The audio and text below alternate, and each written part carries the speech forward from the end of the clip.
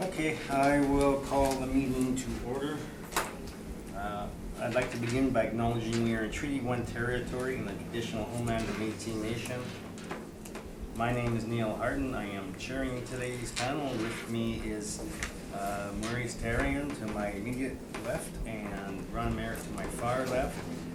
The assessors today are Mr. Wong and Mr. Lucky, and the recording secretary is Kathleen Sutherland. We will be hearing applications for revision of the assessment rule in accordance with the Municipal Assessment Act. The matters for which revision is requested have been described in each application, and we will limit discussion to those matters. The statements that applicants or assessor make at this hearing are sworn testimony, and anyone speaking to the matters must be sworn in. Be advised that comparison of assessments of properties are not considered evidence of market value by the board. The board is appointed annually by council and is independent of it in the city administration. It makes its decisions on the basis of the evidence provided at this hearing and issues a written order that will be mailed to all parties as soon as possible. Please note that the board's decisions with respect to an application may be appealed to the Manitoba Municipal Board if the matter pertains to value or classification, or to the Court of Queen's Bench if the matter pertains to exemptions of the application of exemptions from taxation. Should you wish to appeal, information on do so will be included with the board's order. With respect to the hearing process, I will confirm the matters to be addressed with each applicant following the swearing in. We will then have the assessor's testimony followed by questions the applicant may have, then the applicant's testimony followed by questions. Each side will have an opportunity to summarize if they wish. Once all the evidence about an application has been brought forward, the applicant may leave. The process will repeat for each item on the docket today. The session will close after all the applications have been heard and the board will deliberate in private and make its decisions. You will receive the order by registered mail as soon as possible. This information, all public hearings are live streamed, recorded, and will be part of the public record. So can you do the swearing in?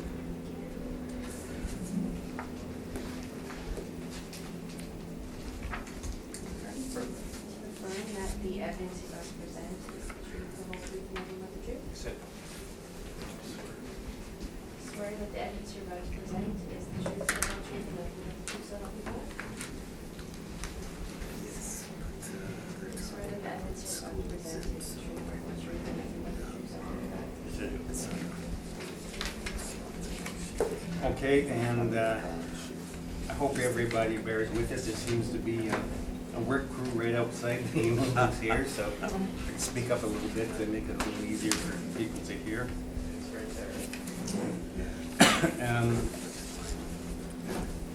By request, we will be dealing with property number 8 first, 2730 Ness. And the issues are liability, taxation, quantum, and classification of properties. So I guess we can proceed with. Well, Mr. Chairman, I guess the first issue would be quantum, which Mr. Wong Okay. is looking at, and then the Liability classification would be the bonus would be on Mr. DuPont. Mr. DuPont, so however you want to do it. Sure. Well, let's deal with the liability classification Sure, first. Then. sure. So you can proceed. If you would read the roll number in and then proceed with that. Roll number 07-0716171100. Okay, now on the liability classification. All right, page 1, we say it's CC 20. We want CC 40S, which is institutional school exempt. And in that regards, we can go to the appendix. Page 14. It says it's status grant, residential 2. So it's grant in lieu of tax. That's the assessment notice.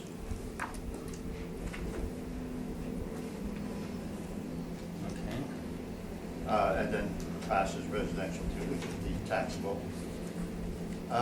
Page 15. from Sam Management, property manager, St. James Legion Lodge, 2730 Nest, senior citizens rental. Underline says it's a 55 plus 3-story apartment. Under type, senior citizens rental.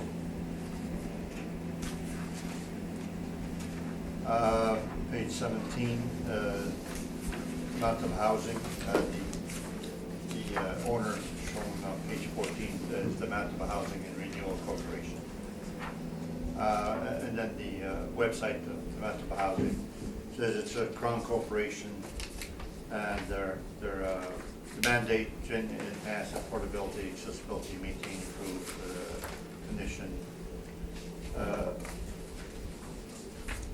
Page 18 says approximately another 3,700 are managed by non-profit cooperative sponsored groups or property management agencies. Page 19, we have some stuff from the Government of Canada in regards to non-profit organizations. Page 20, non-profit is a group organized for purposes other than generating profit, in which no part of the organization income is distributed to its members, directors, or officers. Basically, that's the main difference between profit and non-profit. That for profit, profits are distributed. Non-profits, they're not.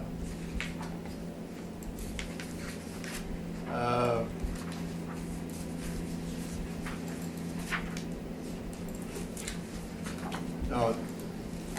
Revenue Canada has a difference between charity and nonprofit. I don't think it makes that much difference here today. But the subject is clearly nonprofit seniors rental, therefore it should be school exempt.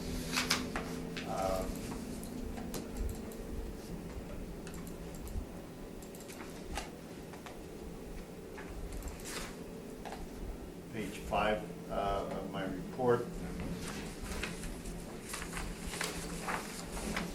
Bottom application, properties 55 plus seniors. We quote the Municipal Assessment Act, exemption from school taxes, section 23(1). Real property is exempt from taxation when the real property is used by a non-profit organization, charitable organization, or municipality as an elderly person's housing unit, or household as defined in the Elderly and Infirm Persons Housing Act, to a maximum of 81 acres.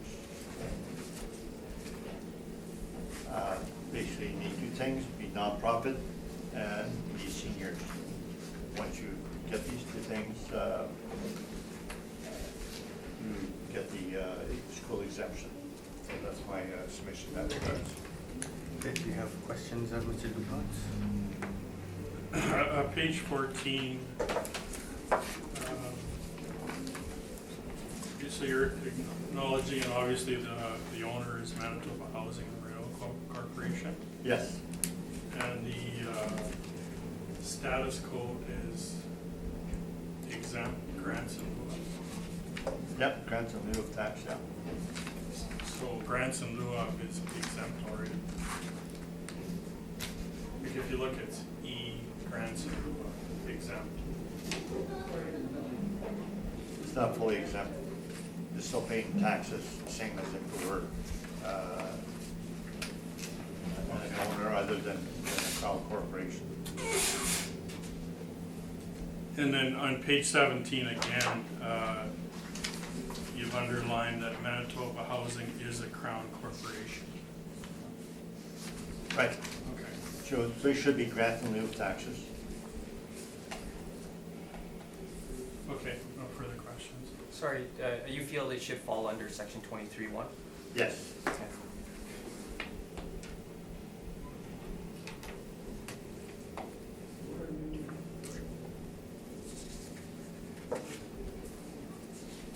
Okay, Mr. Mayor, do you have questions? The liability issue has it come up before, or is this the first time it's been asked for? No, we've done quite a few. But this particular property, Mr. Dupont? No. No. So this is the first time in seeking the Yeah. liability? Classification. Classification. Basically, it's more classification than liability. Yeah. Now, we appeal both, I guess. The protective measure, but we want to change the classification. And the city is at the, just treating it as a class code, I think, 40? 20? 20? Yeah, residential too is what they have on the Yeah. assessment notice. Okay, I thank you, Mr. Chapon. Thank you. Mr. Tarian? Yes, I guess your main arguments is that it's a nonprofit and seniors, and that is where you're taking your position that Right. they're exempt, basically. Right. What you all said there. Right. What's that section again you were referring to? 23-1 on page 5.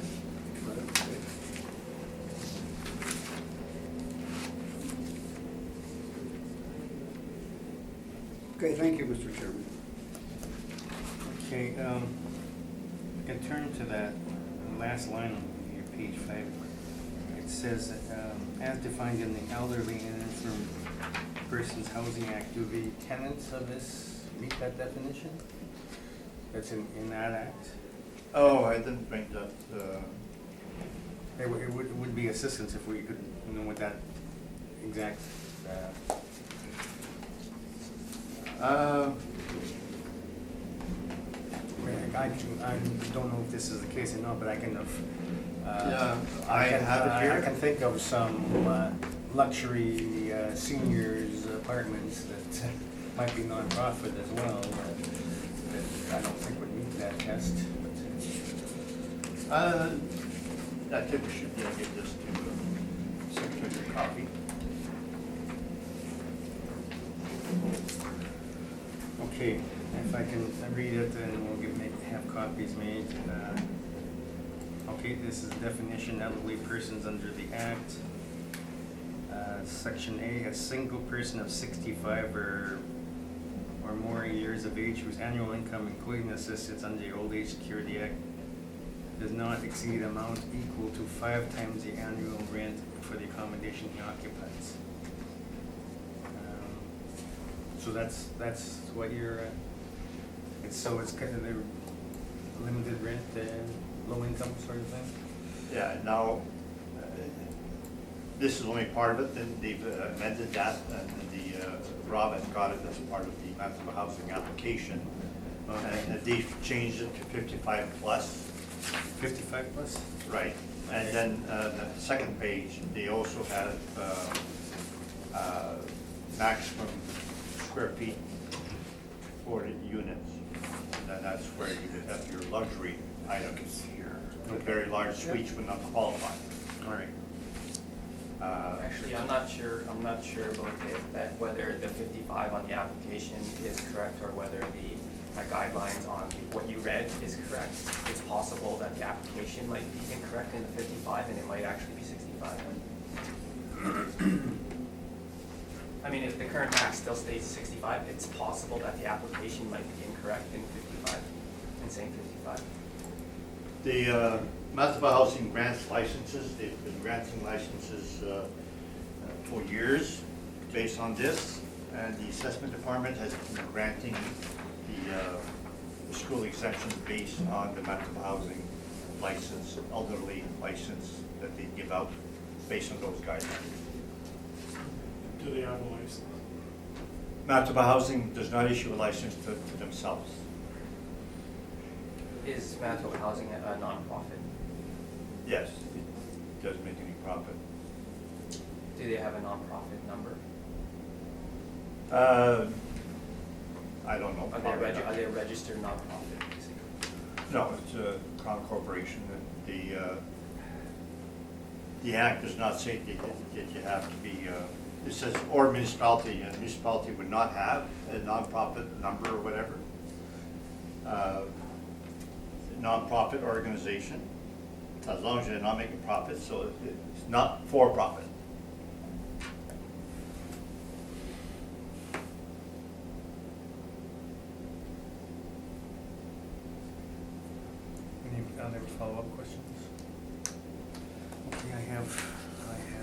none, so on the liability, you can proceed on the liability. Okay, thanks.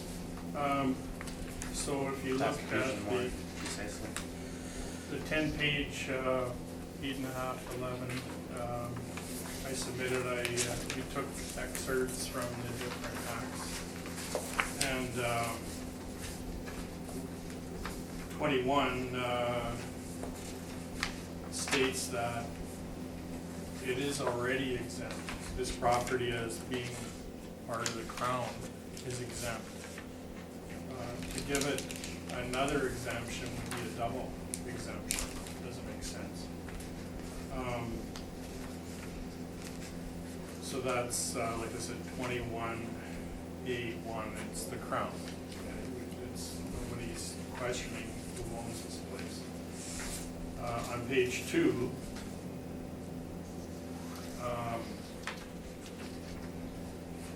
highlighted exemption from school taxes. A1, that's for a care home. This doesn't get funding. It's a care home, personal care home. It's not that. And the only thing that it's close to, a nonprofit organization. Well, a crown corporation isn't a nonprofit organization. A nonprofit organization, I mean, anybody could call themselves a nonprofit organization, but you have to be registered and you have to get a license to be either a charitable organization or a nonprofit organization, as defined in the Elderly Persons and Infirmed Act. But that's the key, and we've been through this a lot of times. Manitoba Housing isn't either of these. I mean, we could debate whether they make a profit or not. That's not the issue. Are they a non-profit organization? No, they're a crown corporation. It's just an arm of the government.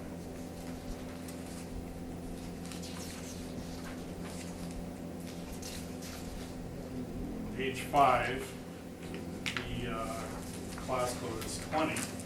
That's all that it can be. It's a multi-family, and it's, you know, this is more than 4 units. The only property that I'm aware of that has been changed by this board that was owned by housing, the class code was changed to 40. But the G, you can't change the G, it's government. So it went from being 45 portioning to 65 portioning on the whole thing. So then they came back to us after when they got the notice and realized that they had to pay 20% more taxes. Or whatever percent it is.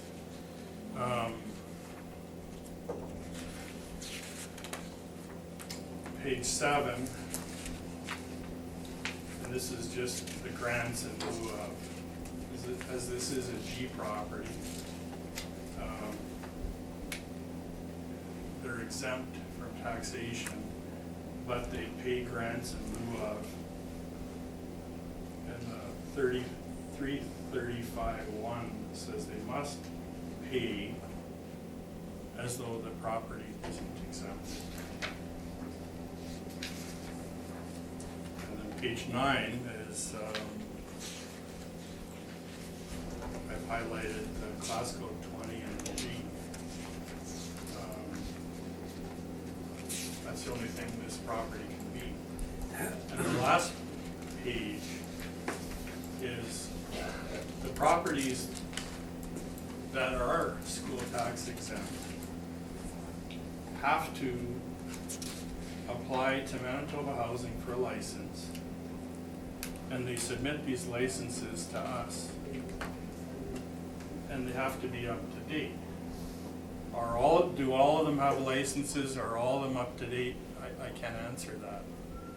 But housing is the one that decides. they literally could decide, they could fill out a license, they could send it to us, and we would have no choice. But the fact is they're not gonna issue licenses to themselves. The government could change the legislation, they could make their properties school tax exempt, but they haven't. Now, when you look at the form, that's what the top says. It says, this is the application. What is the name of your nonprofit corporation? And we've had these handed in by managers of housing, and they've either left that blank or they put Manitoba Housing. Nobody would sign it.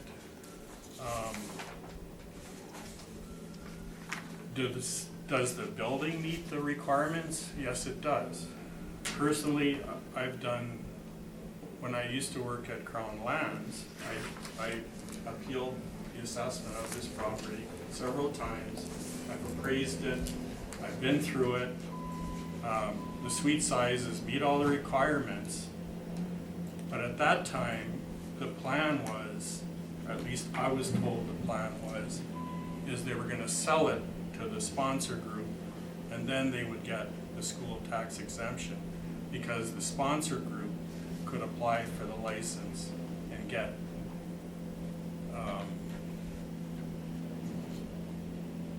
like I said, we've been through this many times, and the only decision to change anything backfired. The applicant wanted it back. And in all honesty, if you think about it, if these were school tax exempt, the municipal taxes would go up. So it would be 65% portioning for school tax exempt. So instead of the city getting 45%, we would get 65%.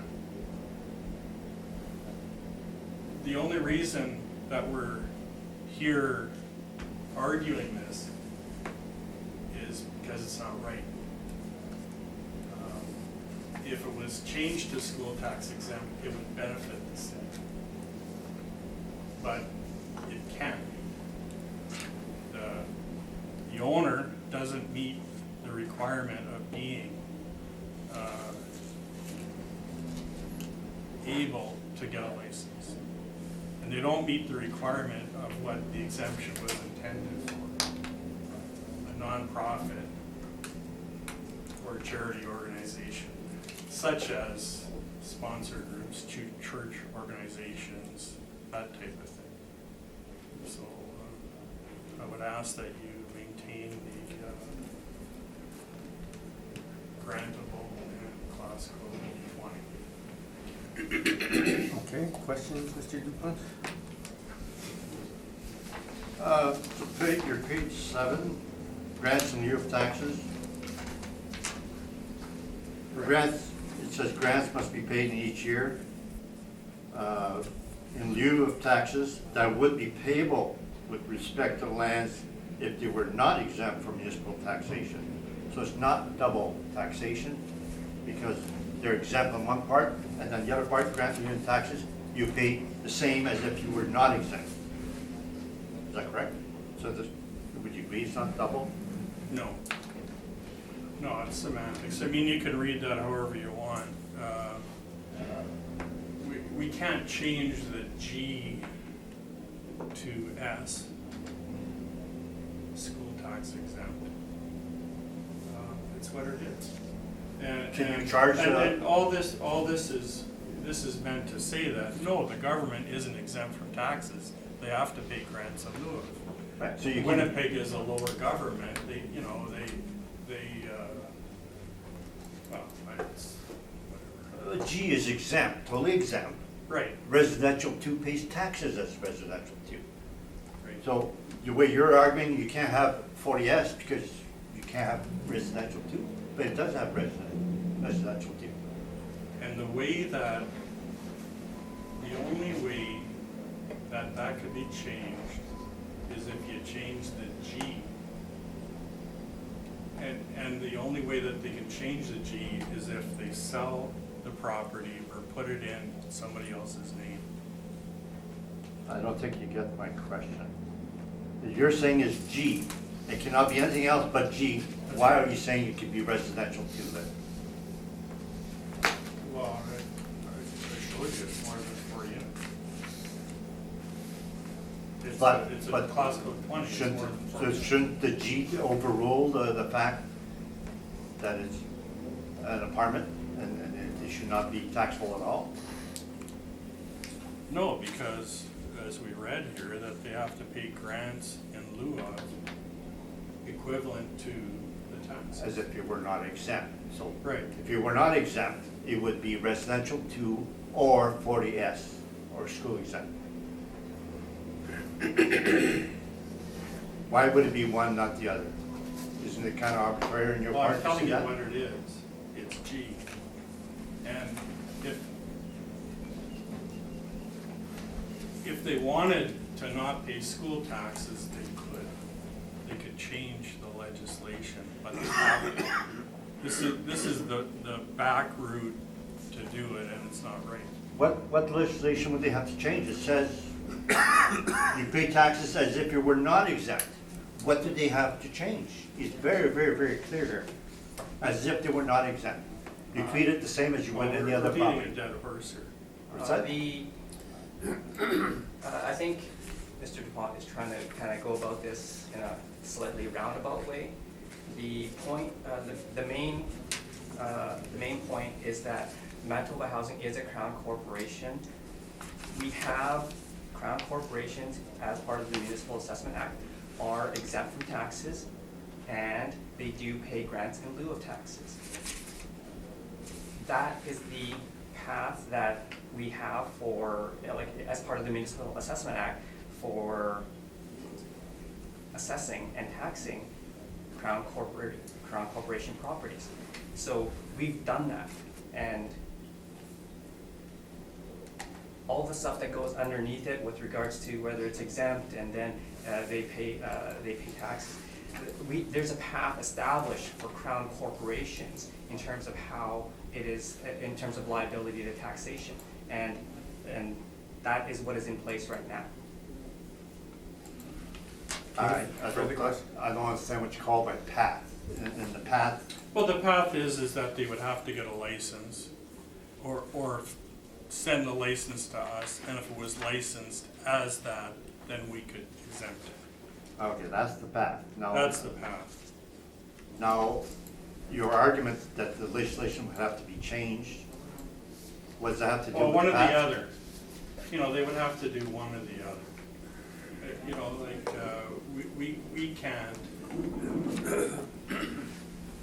we can't change something to school tax exempt unless it has this page 10 license. And to get the license, they have to go to Manitoba Housing. Where have you- Manitoba Housing could come to us with, I would say, licenses, or, I can't speak for management, but there could be a path, but this isn't the path. We can't change the G to something else, it's government. So where do you see anywhere in the legislation that you have to fill out your form?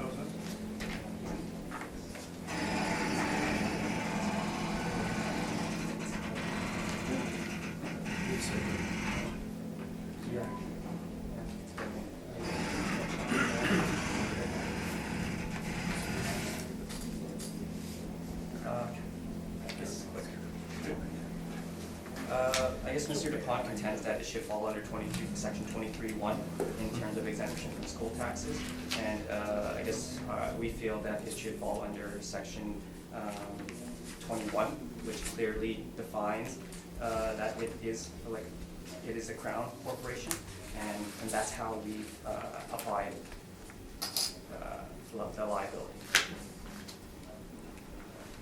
Okay, any further questions, Mr. Dupont? I would like the copy of that elderly housing act that I gave you. Okay, yeah, could you make that, copies of that when you have that?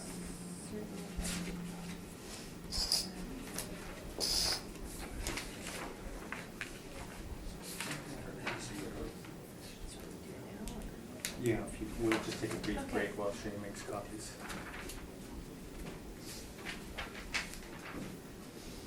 Recess? Yeah, just a recess there, yeah.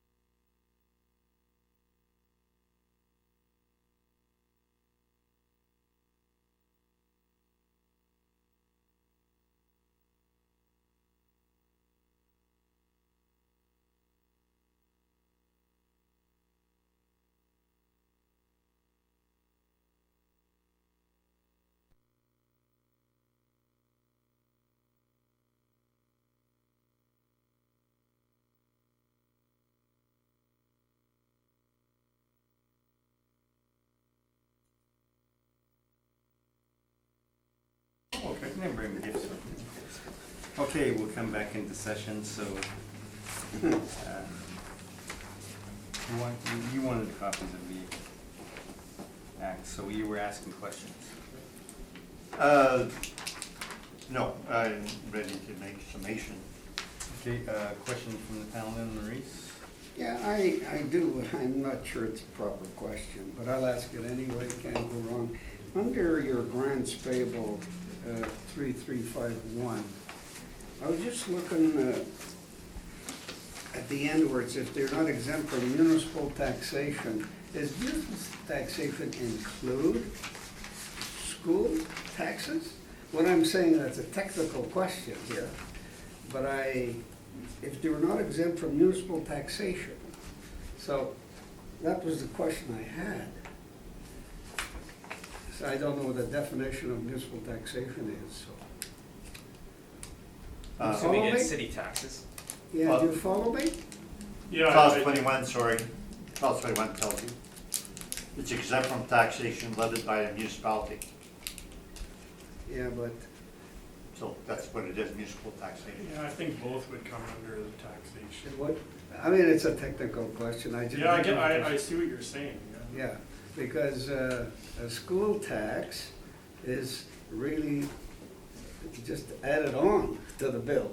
Right, And, but it's. But like you say, it's the total package. It's- It is. It's Yeah. levied by and municipalities are responsible the to levy it, I guess. municipality levies. Anyway, Yeah. that was my. Yeah, I think it would include both. That was my technical question, I wasn't sure it was proper. It might be something for outside of, for maybe the councilors to hash out with But regards you to know, exactly. when you get more technical at stuff like this, you're looking at words, eh?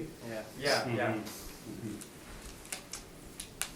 And your main argument there, very simply, is Crown versus nonprofit, is what I heard. Thank you, Mr. Merritt. Chairman. I have none, Mr. Chairman. Okay, I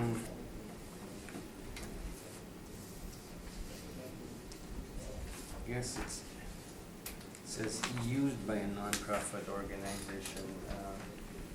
It doesn't say owned by a nonprofit organization. So is managing the property, Where do you see this? 23(1)(b), it says it's used by a nonprofit organization. So in this instance, does it constitute being used by a nonprofit organization when such an organization is managing it? Well, used would be operating if they had a lease back.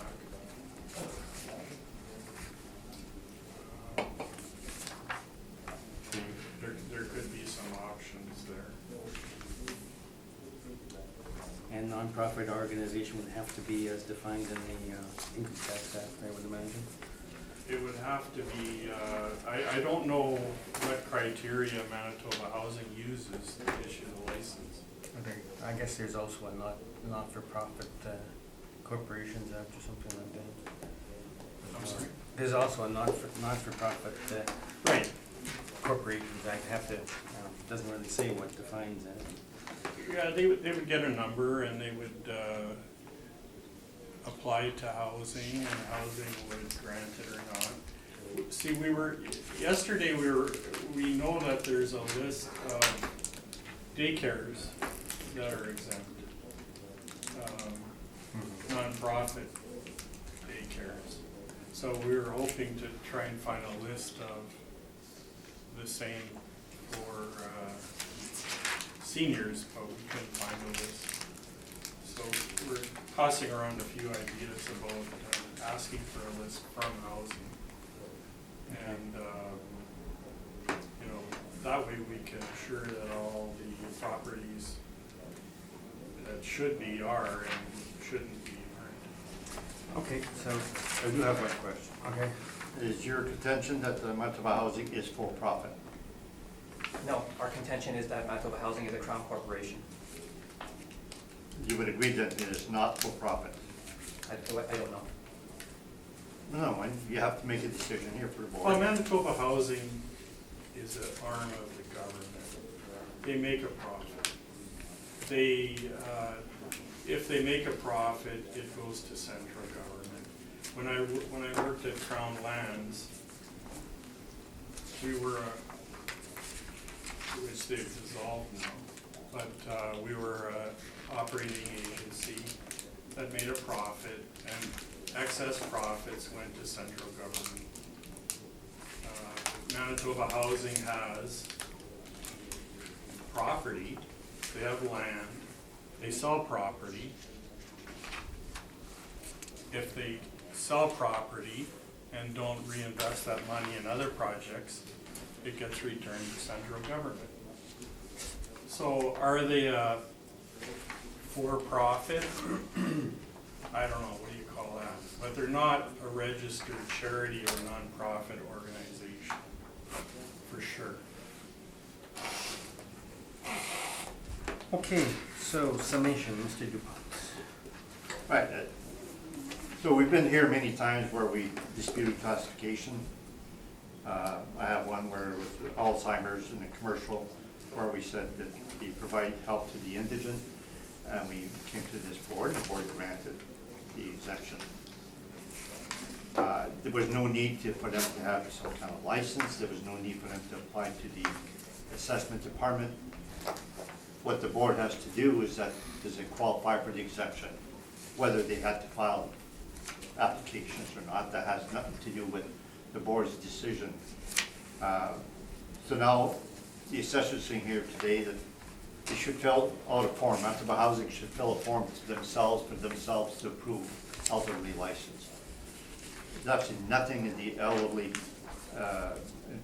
for Housing Act that says that, subject to a license, or they have certain things that they have to do, and you don't need to do that. So the Housing Act has been changed, and now it's 55 plus, as shown in the application. So anybody else that applies for a license will have to go with these rules. And if they're granted a license, the assessor automatically gives it school exemption. So we've been through that many times with the assessor.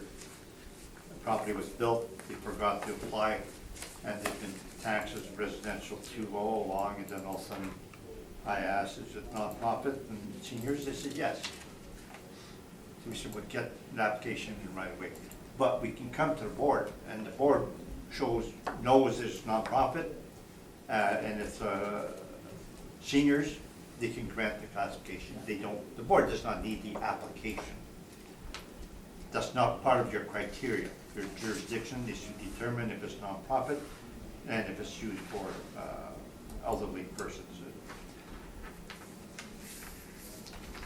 Now, the assessor says it takes the subject property qualifies under section 21, which is the Crown, and not 23(1), which is the erroneous argument, because the section T5(1) says they should be taxes as if it were not exempt from municipal taxation.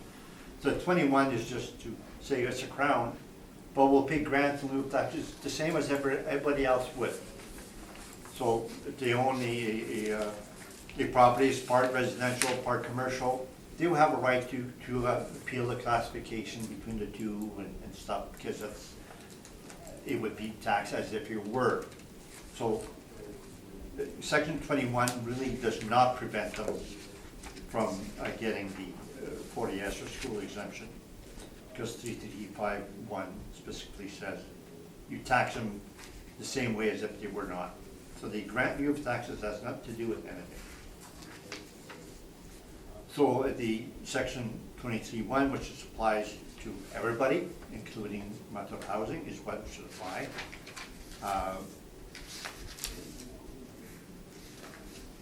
So then to me, the only thing to consider is whether the Crown Corporation is nonprofit or not. Now they are not making profit, they're not giving money to shareholders. And it would be unfair to have subsidized, it doesn't have to be subsidized, but if you were two properties side by side, one owned by the government, one owned by a charity, and one would have school tax exemption, one would not. They said, well, you're government, you don't get the school tax exemption. You're supposed to say, as if it were a normal property. Grant in lieu of taxes as if it were normal properties. So the one beside it would not pay school taxes, this one should not also. So I believe that the school tax exemption should be given to it. If the assessor wants to take a position that is not a nonprofit, then they should have the burden of proof for having to go to court to take the, to court on that.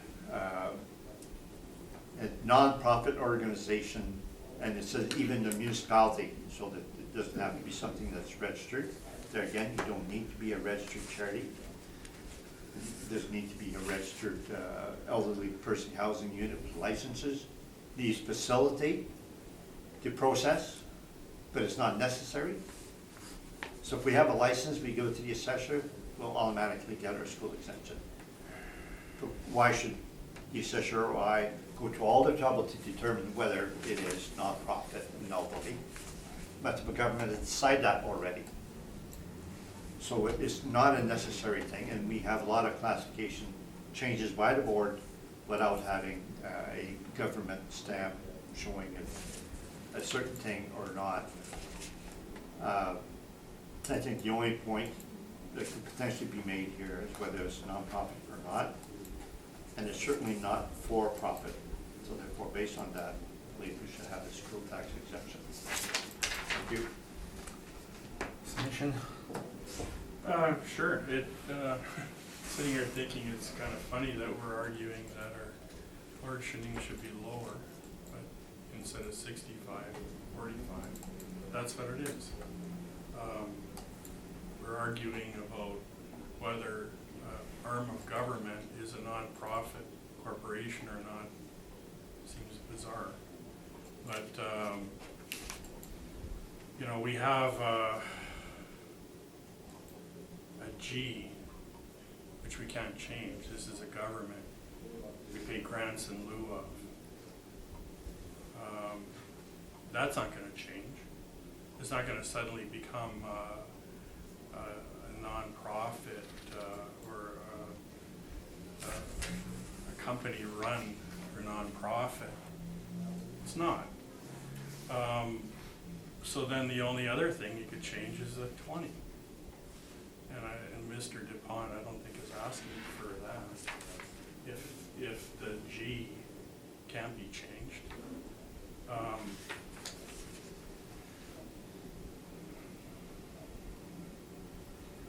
You know, I'm not sure why 2730 Ness should get some kind of special treatment that they don't have to apply for a school tax exemption like everybody else does. All the other groups, the Lions and whatnot, they all apply for that, and they keep their the form that I put in here is a non-profit seniors, and they're keeping theirs up to date. Well, if housing or whoever doesn't have to do that, all they have to do is come to the board. Why should anybody? And if they don't have these licenses filed with us, we have the right to remove the school tax exemption. So there's a system in place, and like I said earlier, it shouldn't be backdoored by us sitting around debating whether this is a non-profit group or a government or whatever it is. But anyway, that's all I have to say on it. Okay, thank you for that. So we will proceed now on the quantums. Thank you.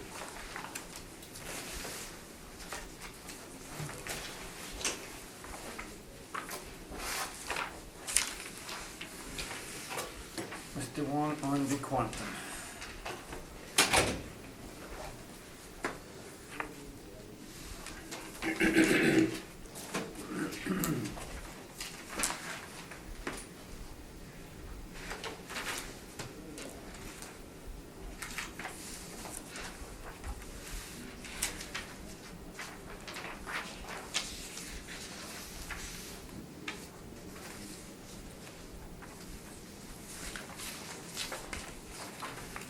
if I have any rebuttal for the applicant, do I do it now before mine, or do I do it before the applicant presents?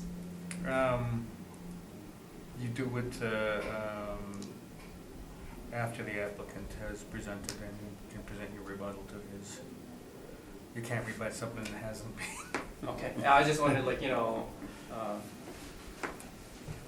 the process.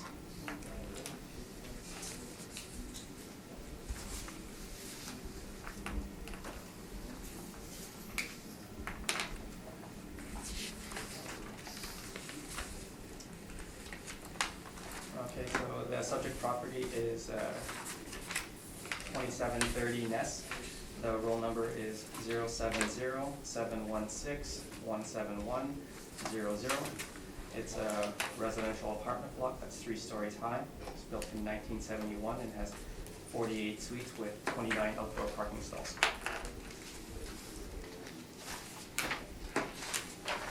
On page 3 is their income valuation summary. We used average rents of $622 to get a potential income of $358,000. We used a 2.6% vacancy to get an effective gross income of $349,000. We used a 53% expense ratio to get a net operating income of $162,000. Capped at 5.3% to have an estimated market value of $3,065,000, which is $63,000 per unit.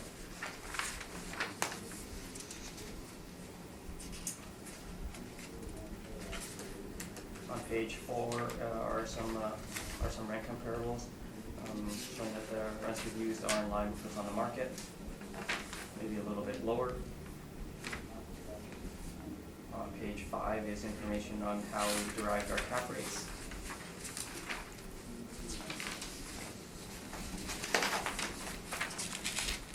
On page 6 are some cap rate sales. They're a sample of sales that took place during the reference period. The purpose is to show that the individual capitalization rates is to illustrate the accuracy of the model and to substantiate the model-derived cap rates. They're not meant to be comparable specific to the subject property. The net operating income has been developed through stabilizing owners' reported income and expense information. Capitalization rates have been derived by dividing the property's net operating income by its sale price.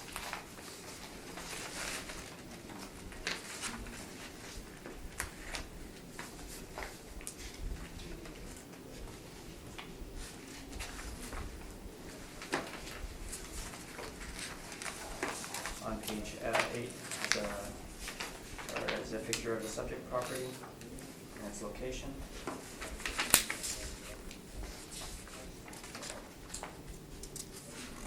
This is a Manitoba housing property.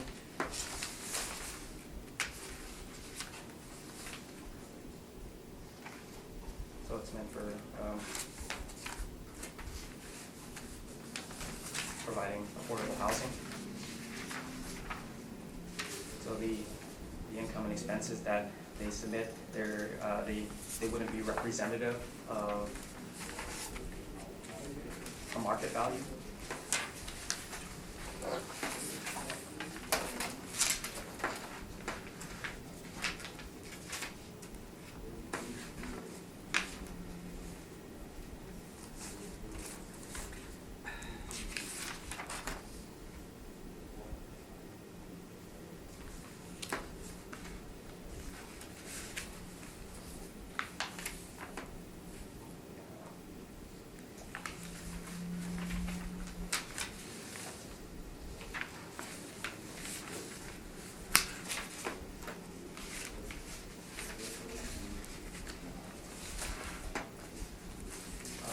On page 12,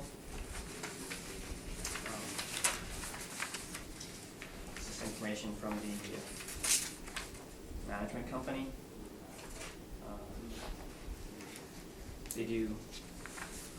Their mandate is to provide affordable housing. They do have a market housing program, as it says on the bottom, listing market rents for a 1-bedroom at $991 and bachelors at $671. If you apply that type of market information that their potential income is 403,000, which is higher than what the model has estimated at 358,000. Our valuation is reflecting this as our whole valuation is reflecting this as a below average property, and we feel that it's fair and it represents market.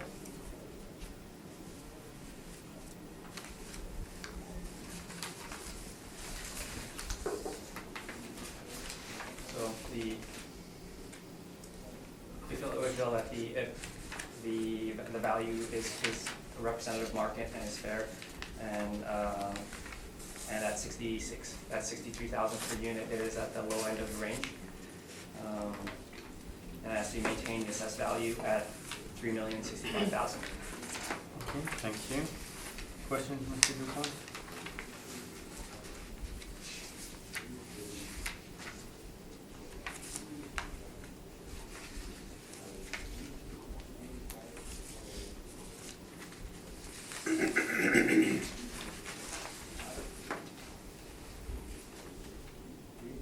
The amount of parking you have is 29. Where'd you get your parking information from? Do you have a questionnaire or anything to that effect? No. We normally inspect the properties, and when we add new properties to the roll, we verify the information and we add it to our system.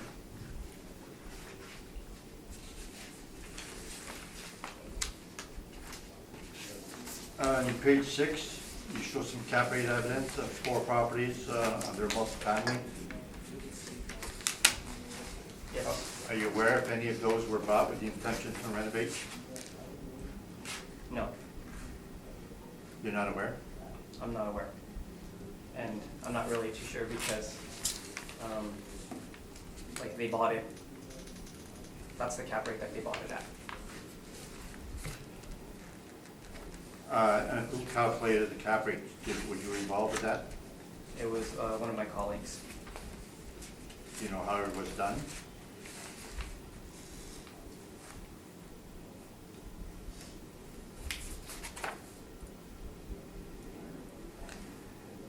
The net operating income has been developed through stabilizing the owner's reported income and expense information. And the cap rates have been derived by dividing the property's net operating income by its sale price. So it was done on a site-specific basis or based on the model? Site specific. So there was judgment calls to be made, line-by-line items on these cap rates? You would agree with that? I believe so. And you have no background information on those properties?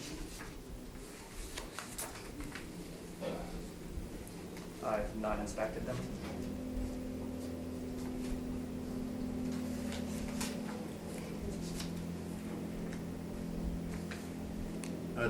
Page 5, that's the cap rates that you show second class bottom multifamily, and you show Colliers, CBRE, and Cushman.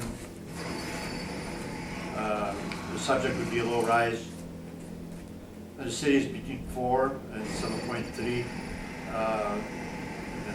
20th percentile is 4.9 to 5.3. And Colliers 5 to 6. So you would say you're lower than Colliers at the low end? Our cap rates are slightly different from Colliers. And your maximum is 5.3 and the maximum for Colliers is 6? You would agree with that?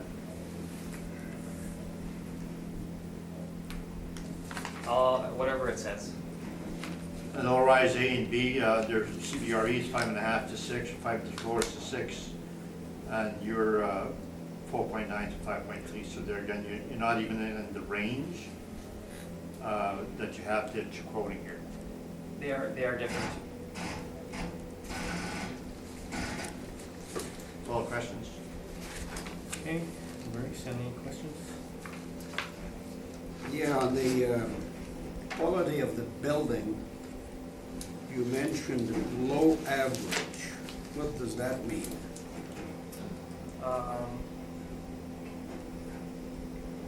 Just as a, compared to other other similar apartments in the marketplace, the model is treated as if it were performing below average, a little bit less than average. Yeah, So, because I was looking at your cap rates versus the low average, so that was why I was asking that question. Yeah. I think how it reflects it is in having a lower NOI. That's how it reflects it. My second question is on your expenses. Yes. Was that model driven? Yes.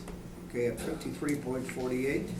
Now, look, have you taken a look at the mailer to try to reconcile this or not at all?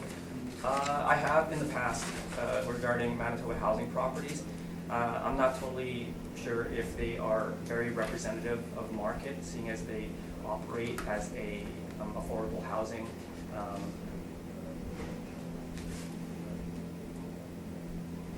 And to sort of use the income and expenses from that type of operation, I don't So feel you it's haven't representative. looked at this, the mailer? Mm.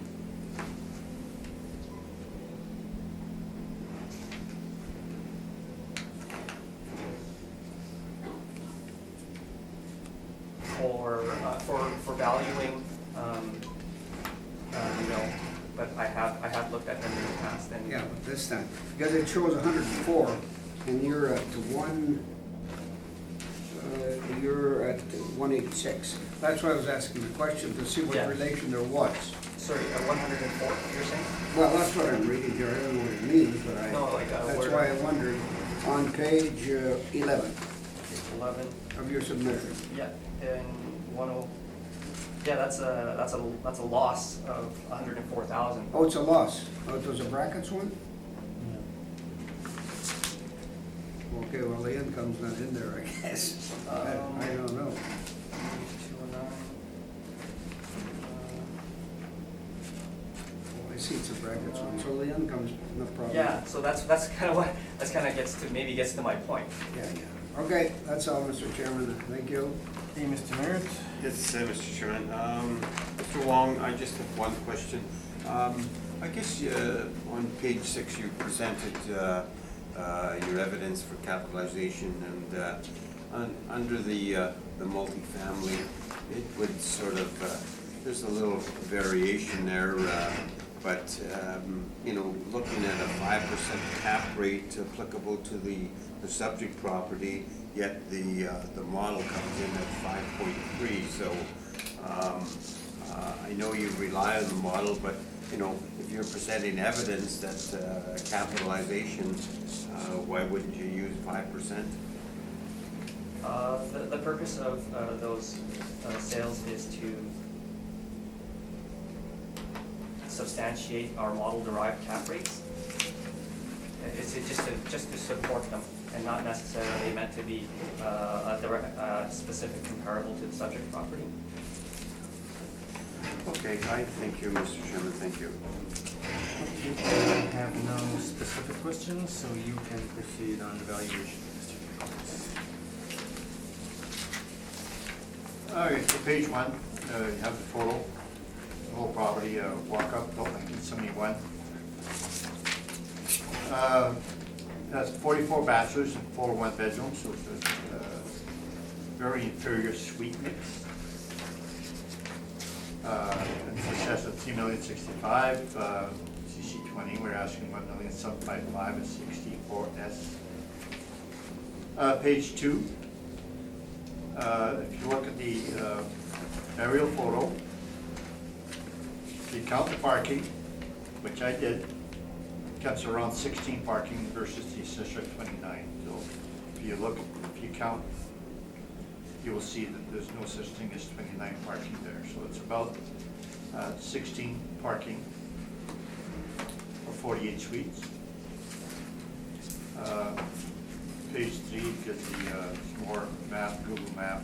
And you see more cars there that you can count the parking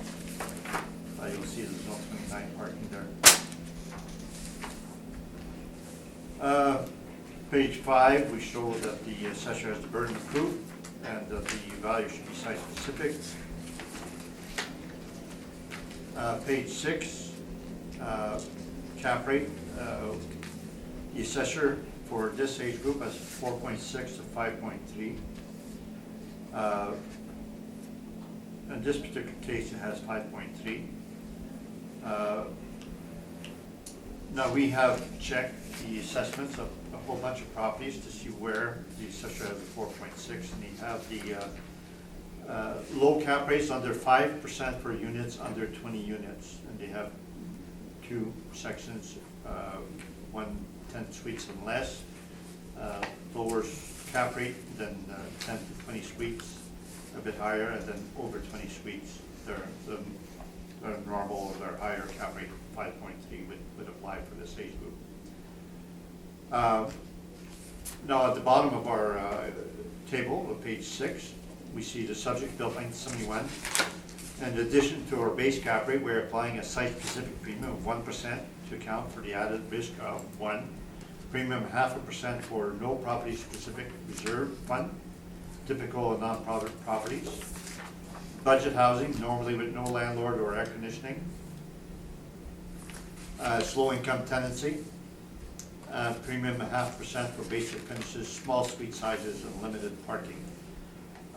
So we will use a premium on the similar premiums for the for-profit property when they have very little parking or all too many bachelors or one bedroom or very inferior suite mix. So that these two premiums that we have add up to 1%. Show our cap rate on page 7. They're shown at the bottom, line 34 is 7%. Our normal is 6. This is similar to what we did for rental housing for 2018. If you recall, we were asking for higher cap rate for rental housing. Now we have the appendix we can go to for the page 11 is the financial statements given to us by rental housing. Top of page 11 says ability to pay, so that's the rent that they have. So it's based on the ability to pay and not the market. And therefore we have to give a market rent. Then we show the items that they have there for the expenses. We show which items that we have for repair maintenance, etc.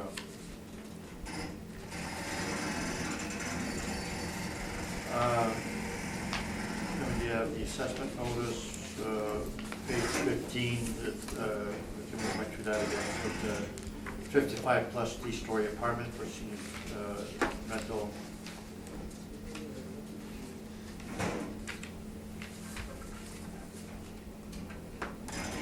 And this is based on the affordable housing program.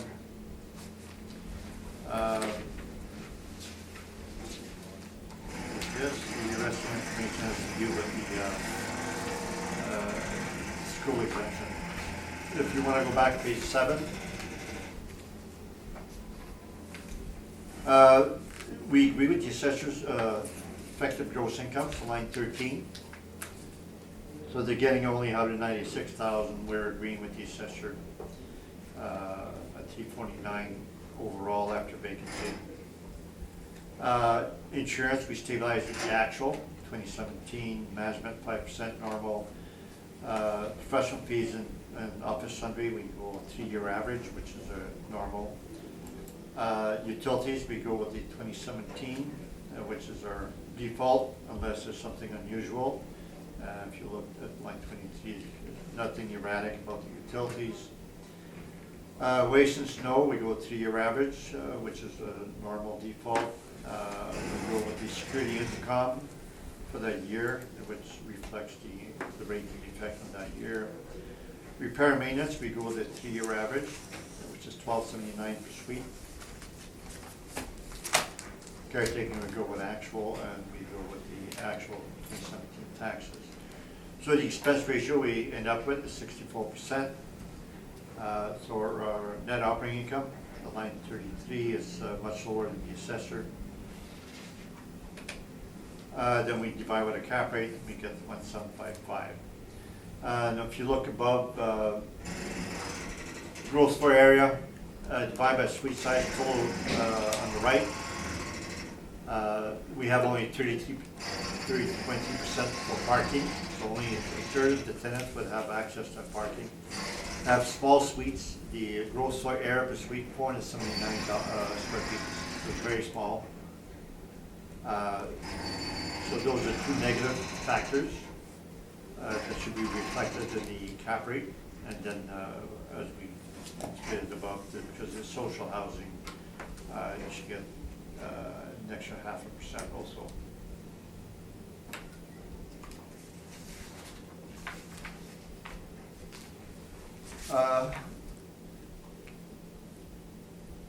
Now that's my report, and I actually have the cap rate study, which we should go through now. The cap rate study would like to be for all the other properties here today.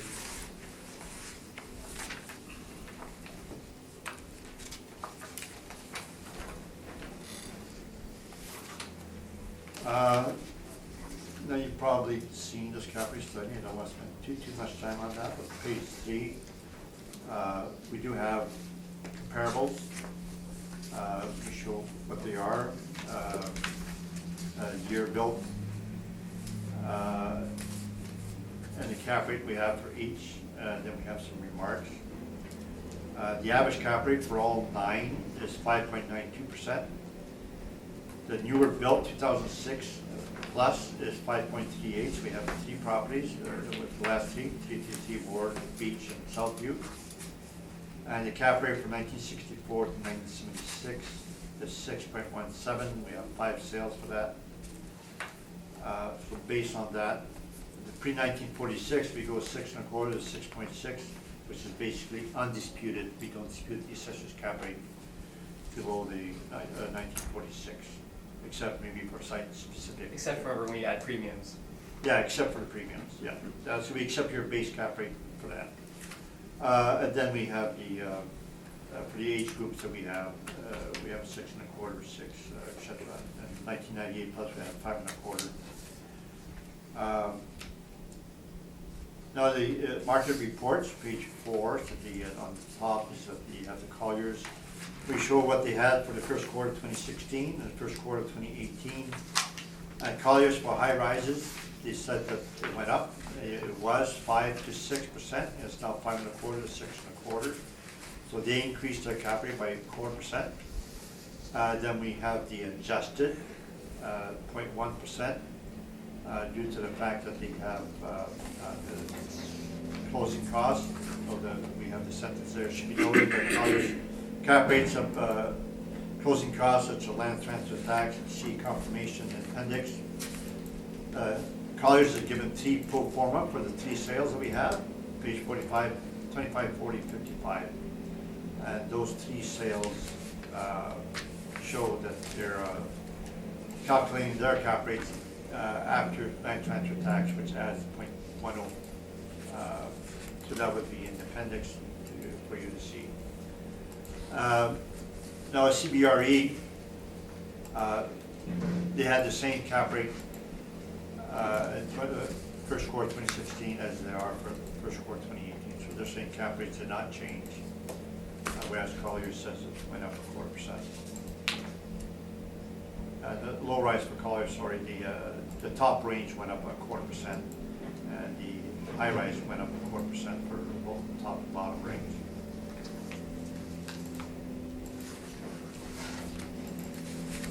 Now page 6, so we have a cap rate calculation for this property and every property we have.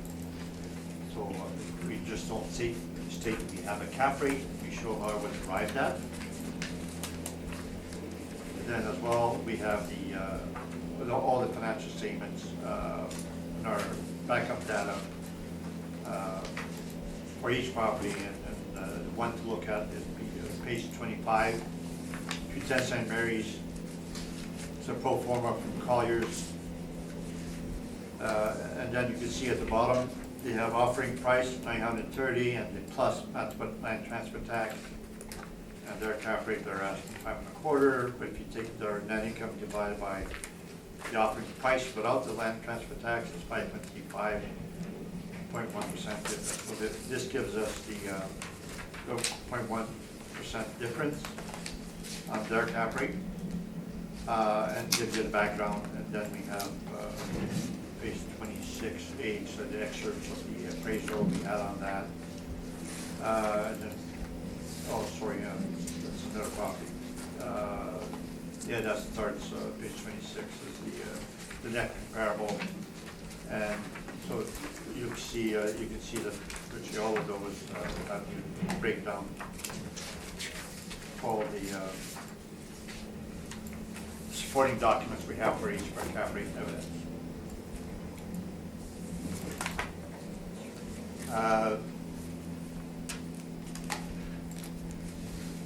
Now, we have rebuttal evidence on the assessor's cap rate. The rebuttals for all properties here today, so that give you extra copies that you can put in every file.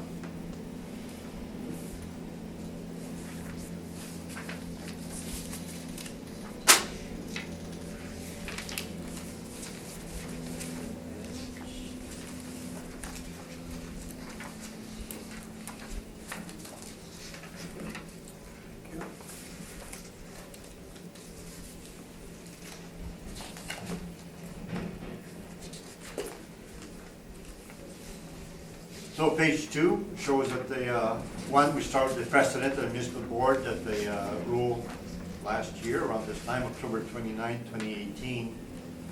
It states with 4 remaining comparables that the assessor had, sufficient concerns were raised by the appellant on 3 of them regarding the purchaser's intention to significantly renovate or alter the structures. The appellant produced evidence from the purchasers which makes the board question the use of the purchase price and income information. In essence, if they're buying with the intent to renovate, they're not relying on the existing income stream. So the number 2 is the sale number 191 Road, purchase with intent to renovate. Actually, the purchaser stated in the property sale questionnaire that the property was purchased with intent to renovate and that the condition was fair. And we also have the questionnaire itself in 2017 showing they had a fairly low rent of $663 for 1 bedroom. Sale number 2, 394 Talbot, purchase with intent to renovate also. We have an email from Asteroid that the property was purchased with intent to renovate. We show the 2016 questionnaires with rents of 537 and 653, and we show a recent website showing totally renovated with rents of 800 to 900. So they raised the rents over $300 per suite. Number 4, so the third sale of the assessor 285 Maxwell, purchase with intent to renovate also. Email from the purchaser indicates it was intent to renovate. It confirms renovations $413,000 with intention to raise the rents over the next 3 years. Also enclosed the 2018 questionnaire, which actually shows the cost of renovations. That's all in the appendix. I can go through that quickly also. 333 Ward, it's 1 Mike cap rate comparable, so we have direct evidence. We have 5.12% calculated versus the assessor 5. Number 6, we say assessor has a burden of proof but doesn't show word count for supporting documents, therefore the cap rate should not be considered. Page 4, we have this order from the municipal board. On page 6, it was Rob Lucky presented evidence. Underlined says the apartments building bought with the intent to remodel or renovate were included. At line 7, I appear on behalf of the appellant. I stated that the cap rates determined from the existing income stream of any property purchased with intention to renovate or convert to condominium should not be considered. These purchases do not have the typical motivations, and the cap rate calculation is likely lower as it does not consider post-renovation income model for return on total investment. Page 9, That's what I quote in my first page before remaining the board saying that they cannot rely on the use of the purchase price and income information. And the board says further, the board does not accept that any intention to renovation, disqualify property sale or renovation must be of a significant financial investment on the part of the property owner, one that would cause future rents to substantially increase or should involve modification of the building envelope or structural walls. It says my cap rate is supported by the Colliers International cap rate. So the board used the cap rates of 6.5 and 6. And that was exactly what I was asking for, so the board has agreed 100% with my cap rate. Page 11 is the sale questionnaire on 191 Road. At the bottom,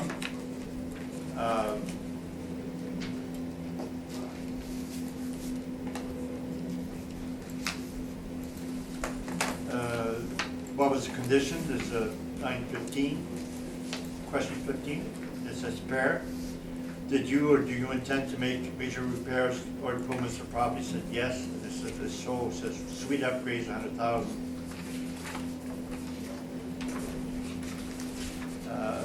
So not all properties have a sale questionnaire, but this one has. Page 13 is the 2017 questionnaire. It shows the rents that they had there towards the bottom of the page. The bachelor's 514, the bedroom 663, so it's relatively low rent. That's the rents before renovations. Page 14, 394, Talbot, the email from Calgary of Asteroid. Intention was to renovate. And it says the owner, Nestor, did his own renovation, so it's not part of the income statements that Asteroid would produce. So basically, the managed the property, but the owner did their own renovations. Page 16, 15, the 2016 questionnaire for Talbot, and the rents were 537,653.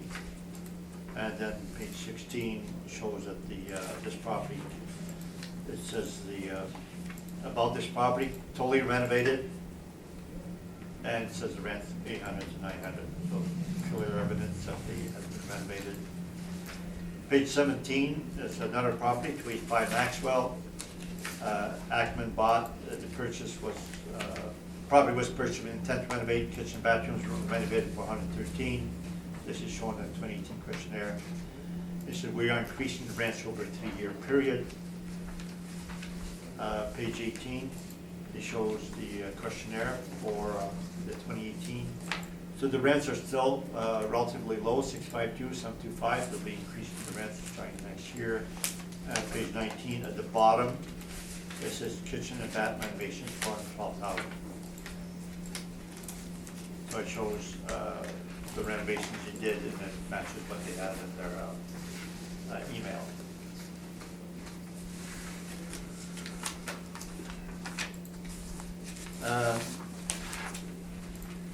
And for this property only,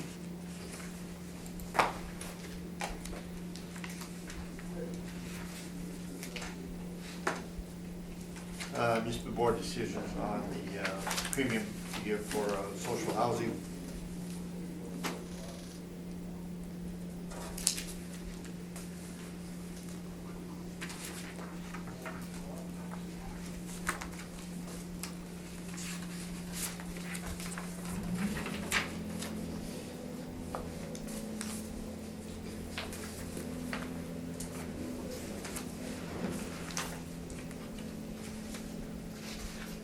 So the first page, it shows that Rob Lucky was working for Municipal Housing at the time, and he went against the assessment department 2002 decision. I show the full decision, but I will underline or show with stars. So page 20, which is page 8 of the decision, sorry, page 8 of the decision, So the cap rate, the assessor is using 9.5. The agent, was Mr. Lucky on behalf of Mountain Housing, was asking for 11.5. And he quotes from the appraisal journal, it says low-grade investment apartments warrant a higher yield and a lower rate than conventional apartment buildings. And the rates will go up for four factors: low cost or low quality construction, advanced age, declining or blighted neighborhood, low income tenancy. So there, when you have affordable housing, you have the low income tenancy. So one justification for high cap rates is the added risk caused by several factors. These include a high operating expense ratio, low net income stream.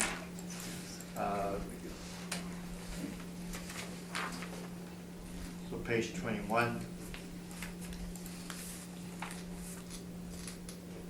The board says neither party presented compelling evidence on the cap rate, but the board is of the view that the cap rate should be in the middle at 10.5. Now the above the stars is the two paragraphs is that the assessor may not recognize all factors for all properties in their jurisdiction, and many properties might fall in categories that require a closer review. And subject property, the board reviewed one of those properties which warrant a more detailed cap rate review, and they gave 1% premium.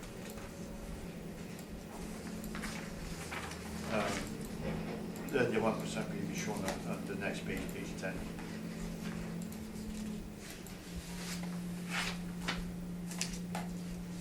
So that's my evidence.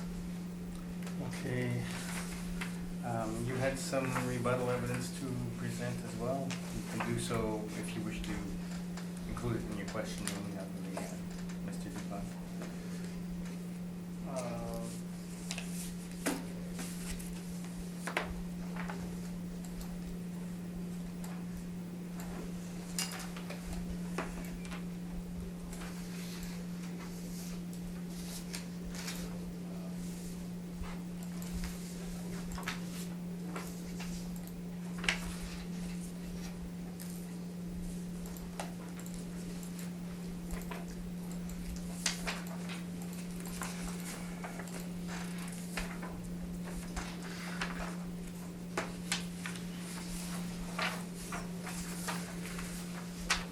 So you can proceed with your question. So I guess the last thing that you went through is the decision, and that was from 2002. Oh, yeah, okay.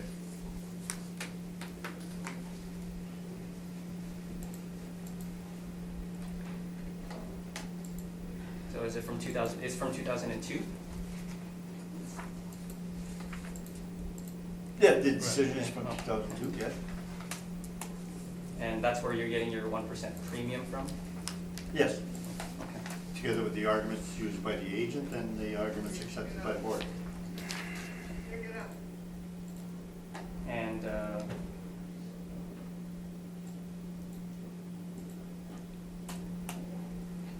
on your page 12 of the rebuttal,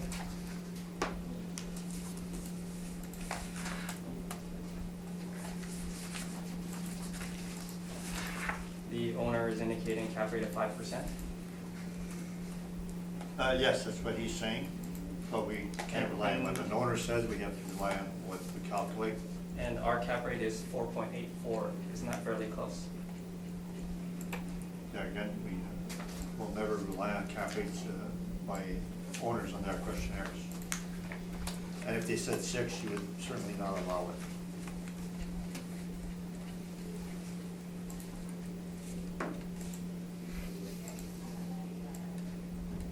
And regarding, I guess, your workup on page 7 of your evidence, your primary brief.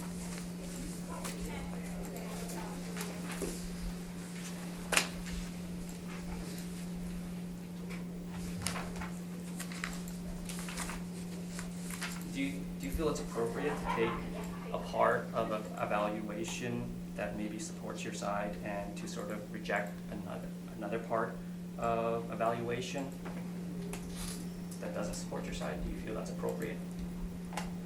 We don't do that. We stabilize based on what is the best indicator. Well, I mean, you're accepting like one part of our valuation and then applying your part, one part of your valuation. Do you So think your that's question appropriate? is the rents then? No, my question is, do you think that's appropriate? It's totally appropriate. We go to the board, this board, the municipal board, and if we bring the issues down to one item, if we say we dispute vacancy only, so be it.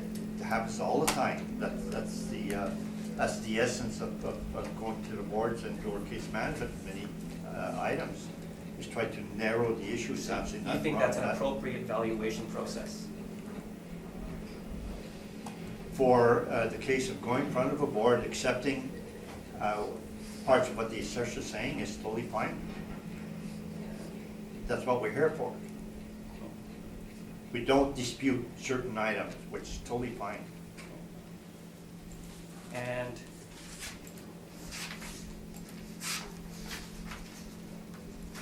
I guess part of the information that you provided on page 16, they've given you an indication of what their market rents are. Why did you not use that as the rent for your valuation? I don't know what that comes from, but that's not what they're charging. And there again, we would never go with somebody else's opinion of market rent. We have to use our own. The owner's opinion of this is the owner's opinion of market rent, right?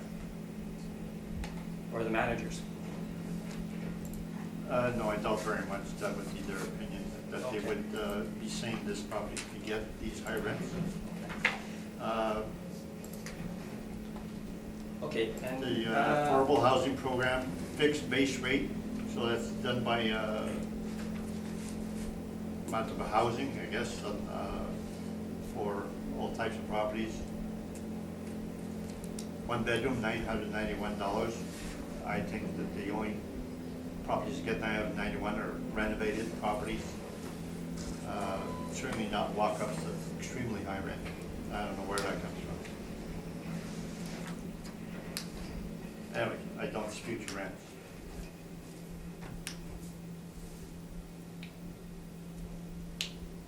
that would be all my questions. Okay. Could you lead us through your rebuttal evidence? I'm not quite sure what this means. Okay. It's just I guess in the applicant's cap rate information for 100 Southview. Okay. That is the information that they use to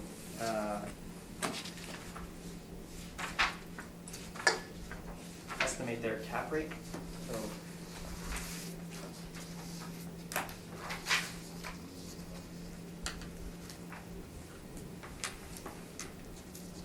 if you go to page 14 of the cap rate, all this is cap rate report.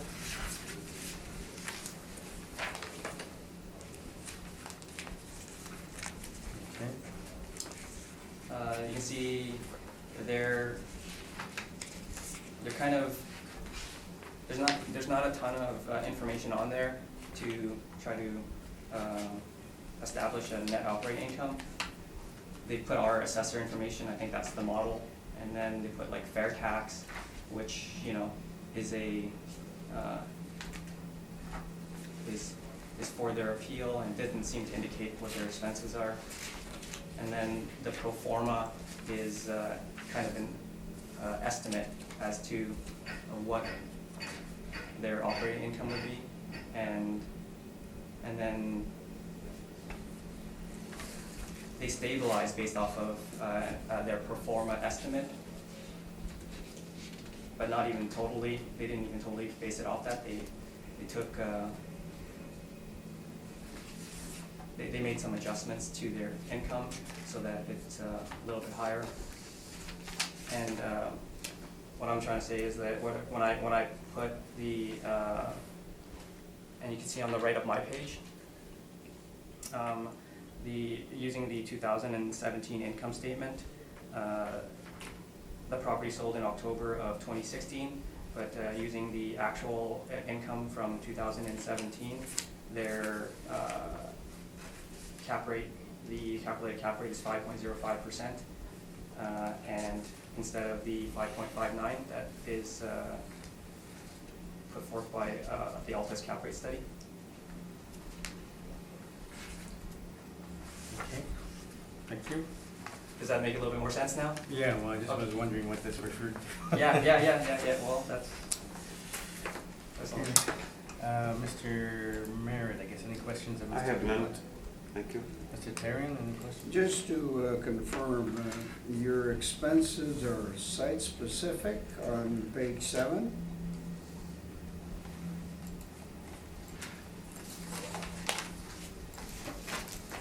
Oh, mine? Yeah. Yeah. Yes, well, I show the actual expenses, and then I stabilize each item, yes. Yeah.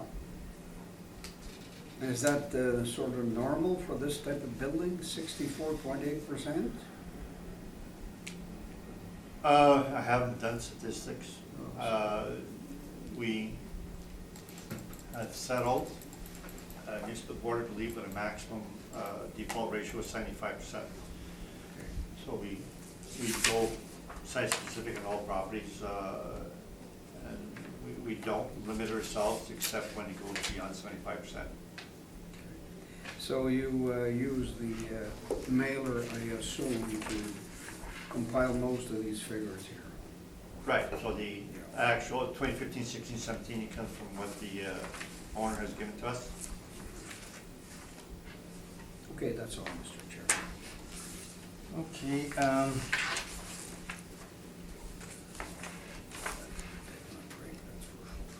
I have no questions on this, so thank you. We'll take a 10-minute break now, so, well, we'll make it 7 minutes and come back at 10:45. Sorry, can I just say the last thing for the property? Okay, summation, if you want. Okay, you want to share summation, we'll do summation. Yeah, I guess I don't feel combining, picking parts of valuations to try to establish a value. I personally think it would lead to inaccurate values, and the value that we've provided is a complete valuation from top to bottom, and I believe it is more accurate, and the final value is in line with market value, and I ask that you maintain the assessed value for this property. Okay. It's very, very, very normal to accept parts of the assessment department. Accepting their rents does not make it wrong. So if we don't dispute their rents, it does not make it wrong. And the fact that they have a complete income approach, totally incorrect also. They go model driven. So the rents, because they are subsidized, we should go with market, and the assessor goes market, which is fine.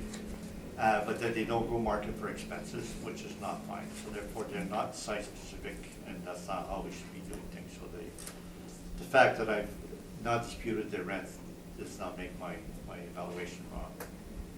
Thank you. Okay, so, well, I'll break to 10 minutes. 10 minutes. Yeah.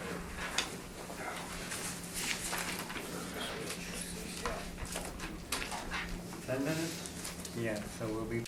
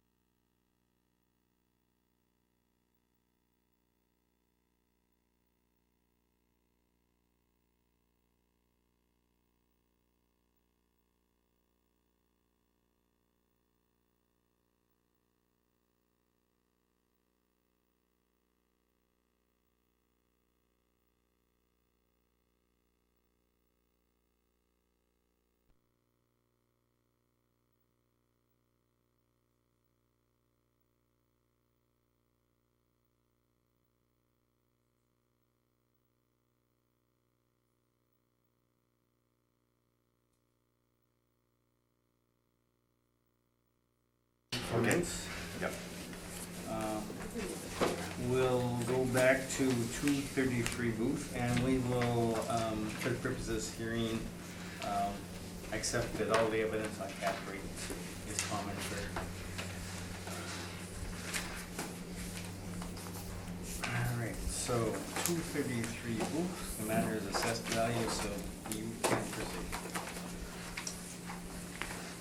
The subject property is 233 Booth. The roll number is 070717 04100. It's a residential apartment block that's 16 stories high. It was built in 1968 and has 310 suites with 207 indoor parking stalls. On page 3 is our income valuation summary. We used an average rent of $1,164 to get a potential income of $4,333,000. We used a 2.6% vacancy to get an effective gross income of $4,221,000. And we used a 45% expense ratio to get a net operating income of $2,321,000.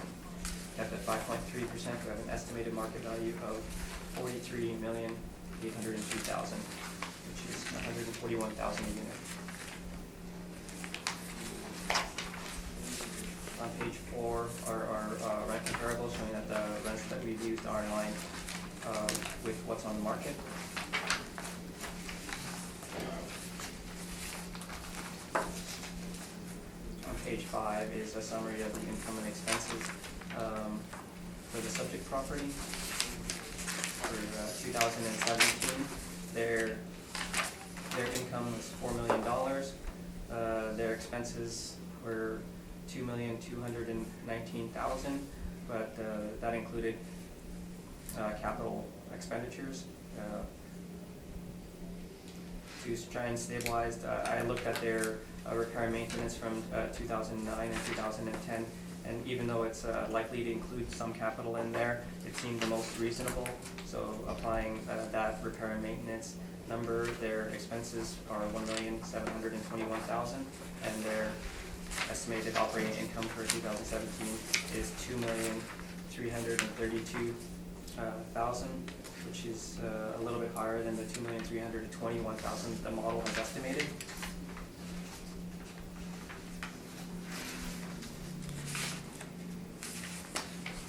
On page 6 is information on how we derived our cap rates. Page 7 are some cap rate sales.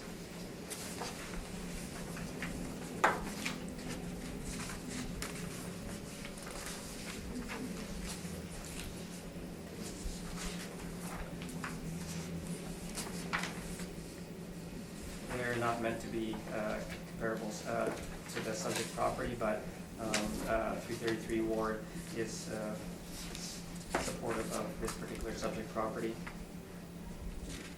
Similar investment grade type property.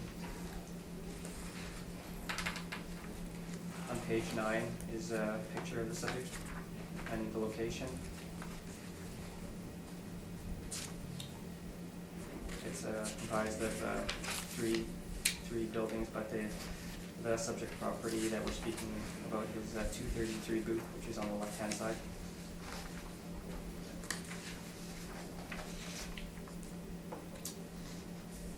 On page 10 are some interior pictures of the subject property.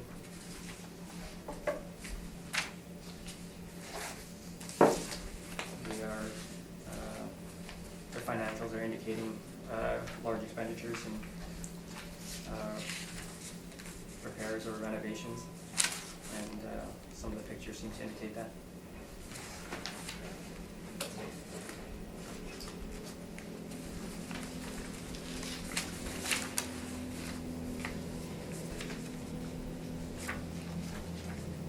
The last few pages are the income and expenses submitted by the owner.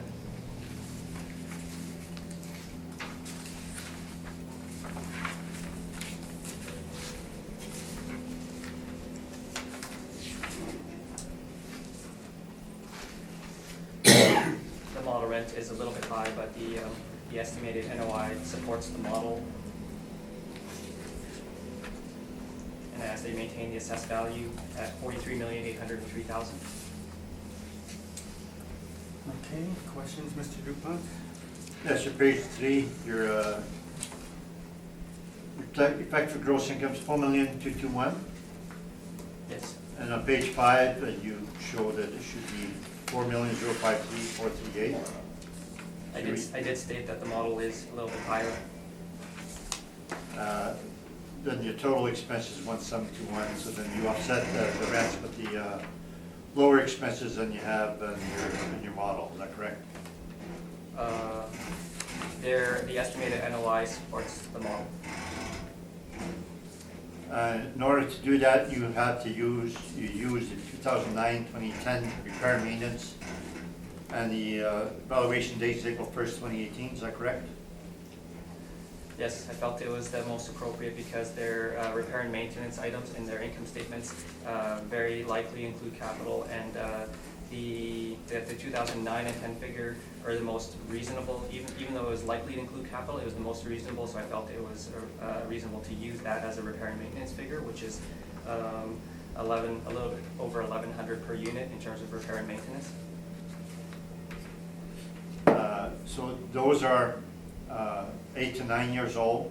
So would you agree that they're too far away to be have any value?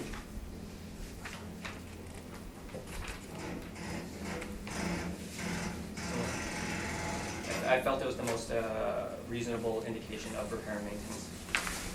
All questions? Okay, Mr. Merritt, questions? I have none, Mr. Chairman. Mr. Terran? No questions, thank you.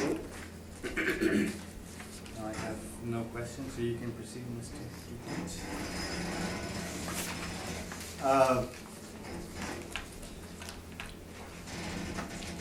So the first page indicates it's built 1968, so it's a very old high-rise. It's assessed 43 million, we asked for about 33 million. Page 6, we show that the cap rate, what we're asking for, so it would be 6% for this. On page 7 is the repair and maintenance. The financial statements that we get are given to the assessment department, includes all their expenses, and so we have to go through some kind of exercise to try to determine what items are capital expenditure or non-recurring, and therefore we get general ledgers from them. And we obtained general ledgers for the 2012 assessment when we went to the board. And we shared that with the assessor, and those are 50 to 100 pages per year, which is, because each and every check they have, but they do have them by categories. So here we show 5 years. I'm sorry, did you say that you shared that stuff with us? Yeah, we did for the municipal board case. But not like in general? No, Okay. no, I'm saying that we started using general ledgers when we did the municipal board case on the course of St. James. Because we had repair and maintenance with no details, and we asked for details, and then there were 100 pages per year, and at that time I had given them to Rob looking, and we had come to an agreement on the repair and maintenance for the municipal board. So ever since then, we've been getting the general ledgers, and we're under oath here today. We're now going to give you the 100 pages of, for 5 years, 500 pages. But Amy Becker from our firm goes to the trouble of writing down all the items from general ledger. So we show. If you were offering those ledgers, I would take them. If you would show me that you would, in fact, do site specific, I would give them to you, but you don't.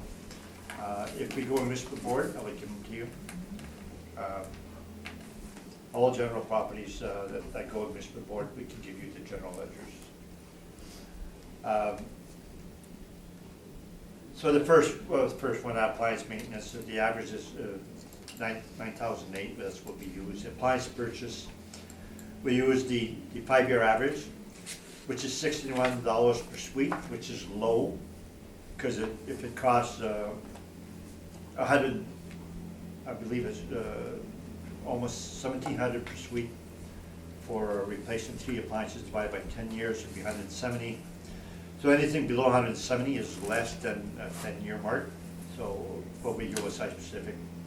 And the red are the items we do not allow in our stabilization, so we don't allow the capital purchase and major repairs. So those items are totally off or stabilized. Under carpet maintenance,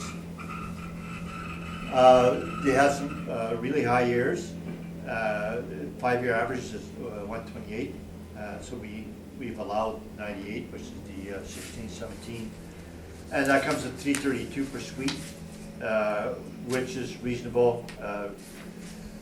We determined that the flooring replacement is about $4,000 per suite, and over 10 years it'd be 400, so that the 332 we stabilize is less than maximum. To perhaps I should have used 400 in this case, but I only used 332.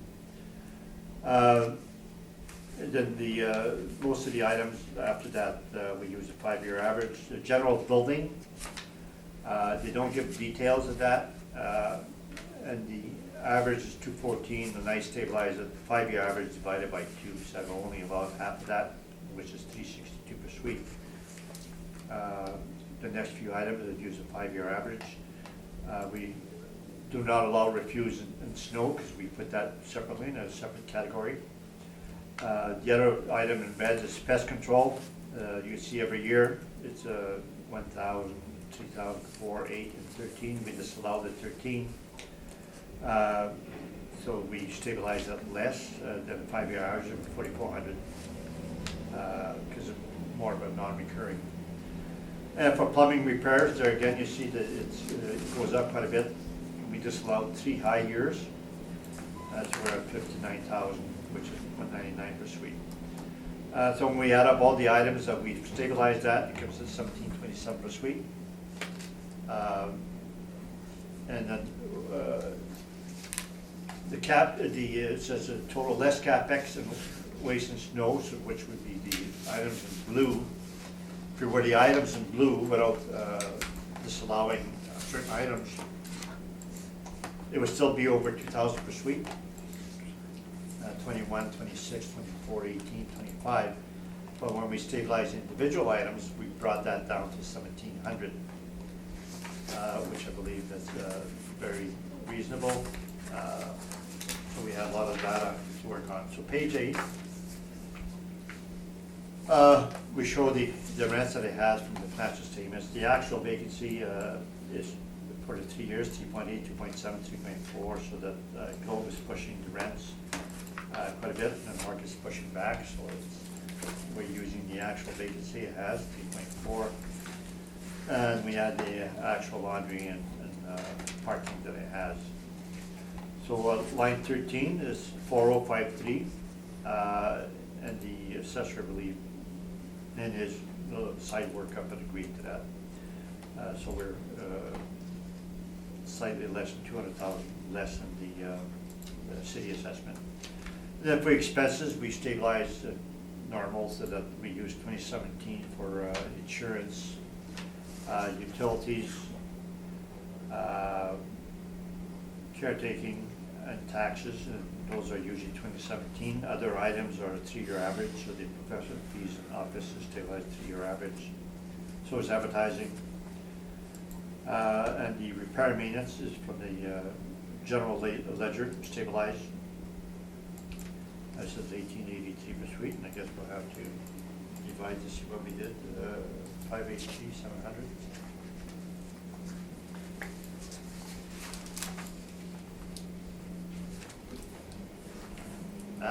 That must have changed my figures. So it's 512 and I used 583.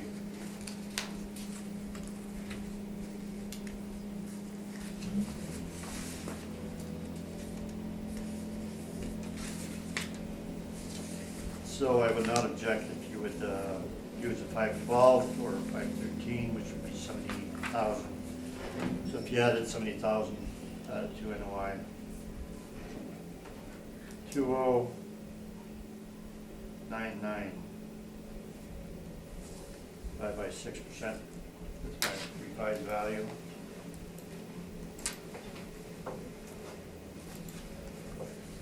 And I have left my phone in my,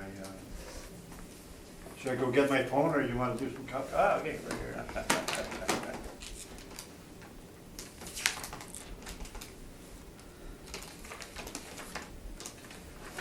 34983. It's a revised value.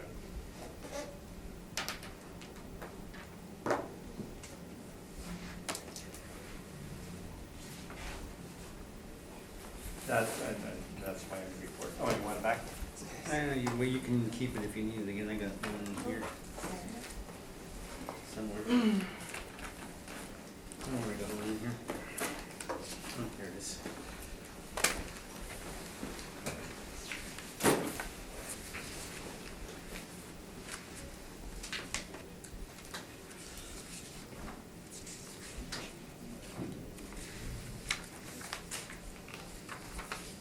Okay, do you have questions?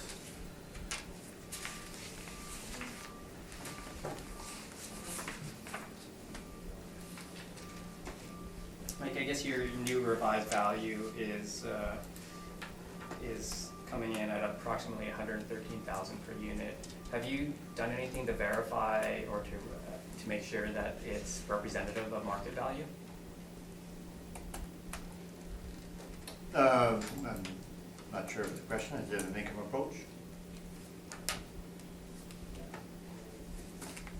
Have you looked at any sort of comparable sales to, just to verify that your value is somewhat representative of market? I did not do direct comparison approach, and I have not done direct comparison approach since 1993, when the municipal board stopped doing that. They ruled that the income approach would be the value to use, or the approach to use. Okay. So you haven't been able to verify this value in any way, aside from the workup that you've presented? I believe the direct comparison approach is not applicable for income-producing properties like apartments, and the municipal board has not ever used a direct comparison approach in apartments since 1993. Well, the thing is, like, market value, trying to establish a market value is what we're trying to do, and I look at some sales to verify that our values are fair and reasonable, and I was just wondering if you did the same thing. I never do, well, I never do. I used to up to 1993, I don't anymore. That would be all my questions. Okay, Maurice, any questions? Yeah, I want to go back to your item 27. What was that revised figure you had? Oh, You had 583,700. What's your revised figure? from the previous page, which is 512,941, so let's say 513, which is 70,000 less. Okay, and would be that average per suite? Oh, it drops to 1727, it's shown on page 7. 1727? Right. Okay, and the evidence of the assessor is that he's used about $1,100 to $1,200 per suite in his recalculation. That seems a bit high, doesn't it, at 1727? Not at all. Most of the properties are reviewed this year. Quite a few are 2,000. I was here a week or so ago. I used 2,500. The rents that they have on this property is 1,078. So that's on the high end. And you cannot maintain high-end rents like that unless you also have high-end repair and maintenance. 1,100 per suite is extremely low. We never had that in 2018 or 2016. That is really low.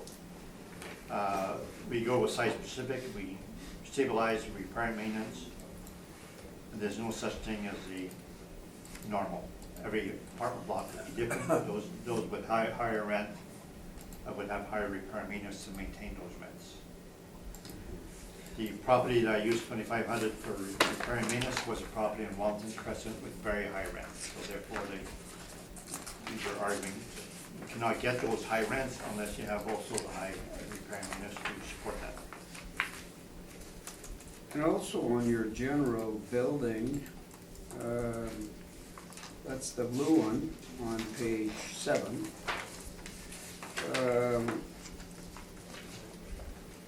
You mentioned no details on the general building expense, so you had to sort of do some gymnastics to come up with a figure here. Right now, general building will normally be allowed expenses. They are not shown as roof or electrical or an envelope, building envelope or structural or anything to that effect. So therefore, we should normally allow general building, except that they were relatively high. And I stabilized an amount that brought it to $362 per suite, which less, let's say, than you would have a maximum for flooring at $400 per suite. So we divided by 2. You know, a purchaser may say, no, this building is actually spending that $214,000 average. So I think it's very reasonable on my part to cut it down by 50%.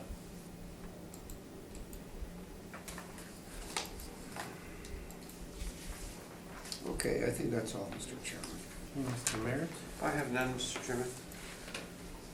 All right, I have none.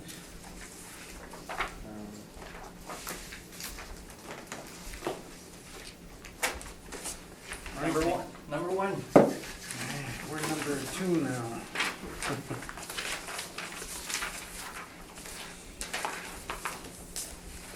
Next one is 200 Ronald.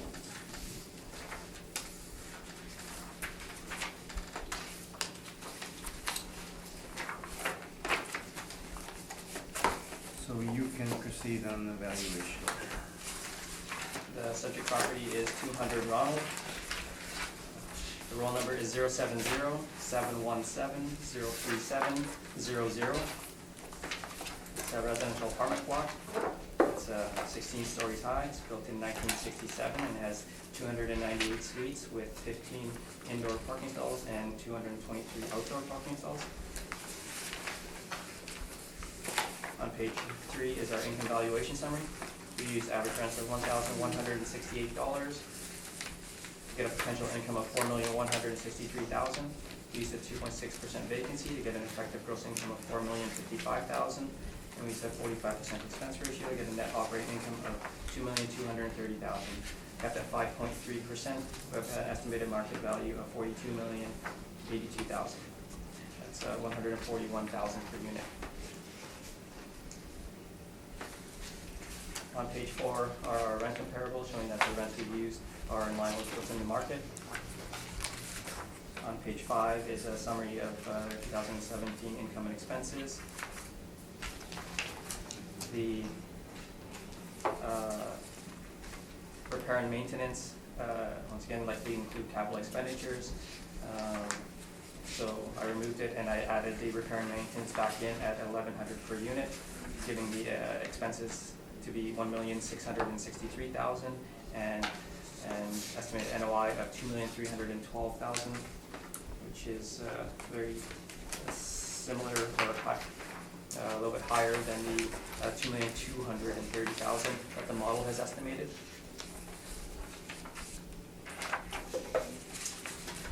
Page 6 is information on how we derived our cap rates, and page 7 are some cap rate sales.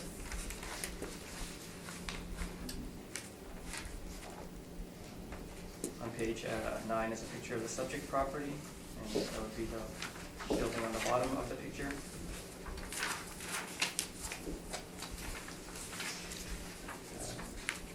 Page 10 are some interior pictures. They're the same as in the previous property. They're taken from Globe's website.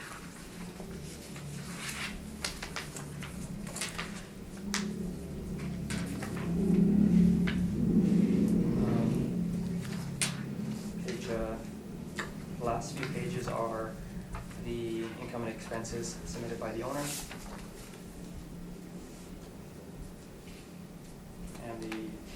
page 14, just the property was appealed previously, and they, for their 2016, they used 1,100 per suite for repair and maintenance, so felt it was reasonable to use 1,100, which is actually what the previous property was at as well, that when I estimated their operating income. So I feel that the performance of the subject property supports the model, and I ask that you maintain the assessed value at $42,082,000. Any questions, Mr. Dupont?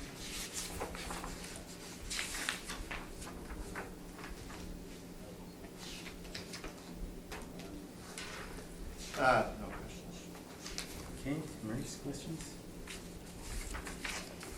I can get my stuff going here. Oh, I'm fine, thank you. Mr. Merritt? I just have one, Mr. Chairman. Would you happen to know, Mr. Wong, the average increase from the last assessment for apartment buildings? It's about General? 15%. Pardon me? 15% or so. 15? Okay, I thank you.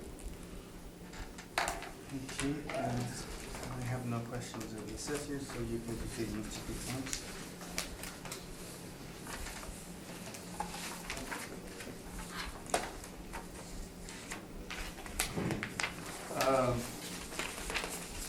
Page 7. Similar to what we did for 233 Booth. Then you'll notice general building, we went half at 362, and so I believe that we made an error in the previous one. I had photocopied the 200 Ronald general ledgers for 233 Booth. So I copied the wrong one.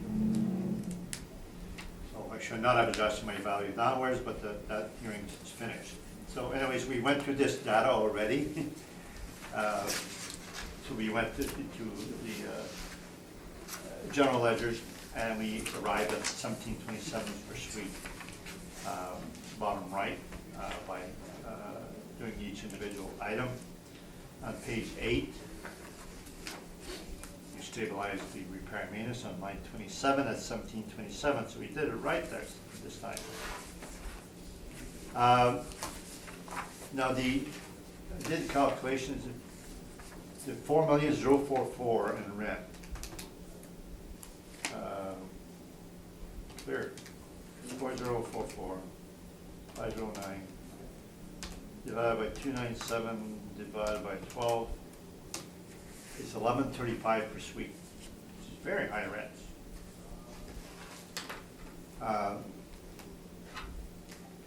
So this property has high rents, and in order to maintain those rents, you have to go with the repair and maintenance that they're using to get that. So we stabilize the repair and maintenance at the 5-year stabilization of the repair and maintenance on the previous page. The vacancy that it has is 5%, and we've only used 2.6%, so I think we were quite reasonable there. And we added actual laundry and parking from 2017, and we stabilized the items as we normally do, which is the actual 2017 for insurance, utilities, taxes. Caretaker, we used 3-year average for a few of the items there. And so net income is 2141. Which you'll notice in this particular case is higher than the actual of all the years, 1620 and 1895. Mainly because we reduced the repair and maintenance. When we divide by cap rate of 6%, it gets a value of 35,686,000. And that's my report. Okay, Mr. Wong, questions? No questions. Okay, Mr. Merritt, questions? I have no questions, Chairman. Maurice? No questions, thank you. Okay, thank you for that one. We'll stay on Ronald, we'll go to 234 Ronald.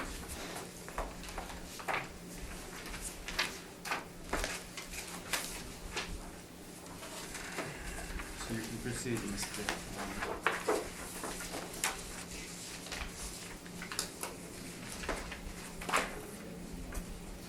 The subject property is 234 Ronan. The roll number is 070-717-05100. It's a residential apartment block that's 15 stories high. It's built in 1970 and it has 148 suites with 124 indoor parking stalls. On page 3 is our income valuation summary. We use average rents of $1,232 to get a potential income of $2,189,000. We used a 2.6% vacancy to get an effective gross income of $2,132,000. And we used a 45% expense ratio to get a net operating income of $1,172,000. Capped at 5.3%, we have an estimated market value of $22,130,000, which is $149,000 per unit.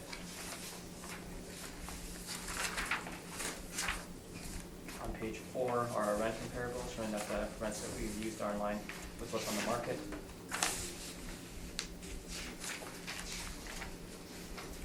On page 5 is a summary of the income expenses for 2017. Their income was $2,111,000. Their expenses were $1,080,000, but once again, the expenses included capital. And I looked to 2019 and 2010 expenses to estimate their R&M to be $183,000, which gives an expense of $898,000 and a estimated NOI of $1,213,000, which is a little bit higher than what the model is estimated at $1,172,000. On page 6 is information on how we derived our cap rates. On page 7 are some cap rate sales.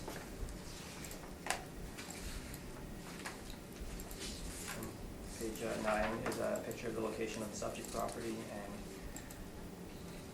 it would be the top building on the top right.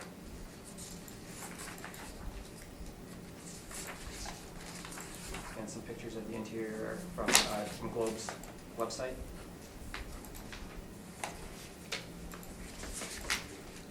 And the last few pages are the income and expenses submitted by the owner.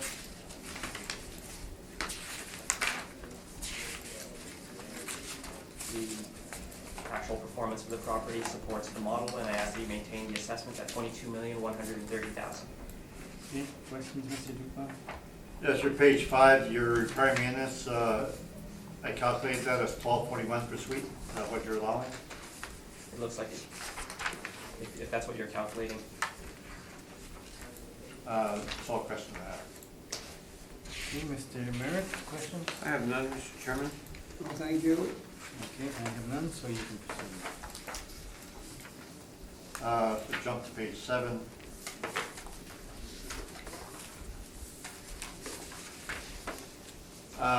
So we've gone through the same exercise as the other two, and we have the right property there, top left, 234 Ronald. The appliance purchase is only $38 per suite, which is on the low side. Carpet maintenance, we've maximized it at $400 per suite, which is $59,000, and you see some, this allows 2 high years, and then we averaged it over 3 years, and it came to $68,000, and we still dropped it down to $400. The plumbing repairs, we removed the 1 high year in 2017, where it's $77,000. We also took the general building divided by 2. So we got that lowered, and then we stabilized is $1,872 per suite, the repair and maintenance. If you look per suite, the bottom line where we exclude the CapEx, which was the categories, capital purchases and major repairs, as well as the waste and snow, that we're actually spending $42,000. From 2,100 to 2,800 per suite. Average, we're spending 2,400 per suite. So when we do our stabilization, we're removing 600 per suite and repair and maintenance. So I believe we're quite reasonable in the way we're stabilizing our repair and maintenance. So page 8, I did the calculations again, and the line 3, the potential market gross rent is $11.76 per suite. There again, very high rent. So the Globe is getting those high rents, mainly because of the high repair maintenance. I believe the two are matching. You can't have one without the other. You cannot have these high rents if you had only 1,100 per suite or 1,200 per suite in repair maintenance. We stabilized expenses, normal, 2017 for certain items like insurance, utilities, tax, caretaker, etc. And a few items we use a 3-year average. Those are items that tend to vary. For the utilities, line 23, it went from 200 to 235, and we checked what the 2018 was, and it was 236. We use 2017 unless there's something unusual or erratic, and I just thought I should check further. And 2017 reflects the operation it has at the time and needs no further adjustment. So my NOI divided by a cap rate comes to 18,148 versus the assessment of 22,129,130. And that's my report. Okay, questions, Mr. Munoz?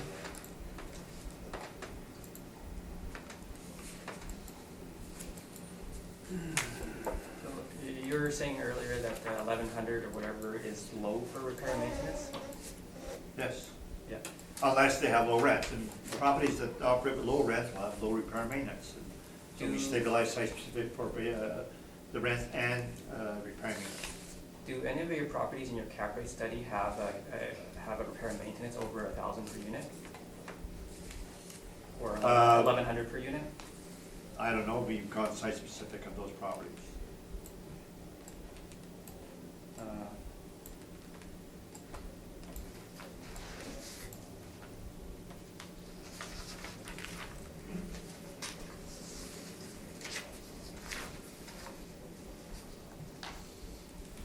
So I'm just looking at the first property on your cap rate study, on page 6.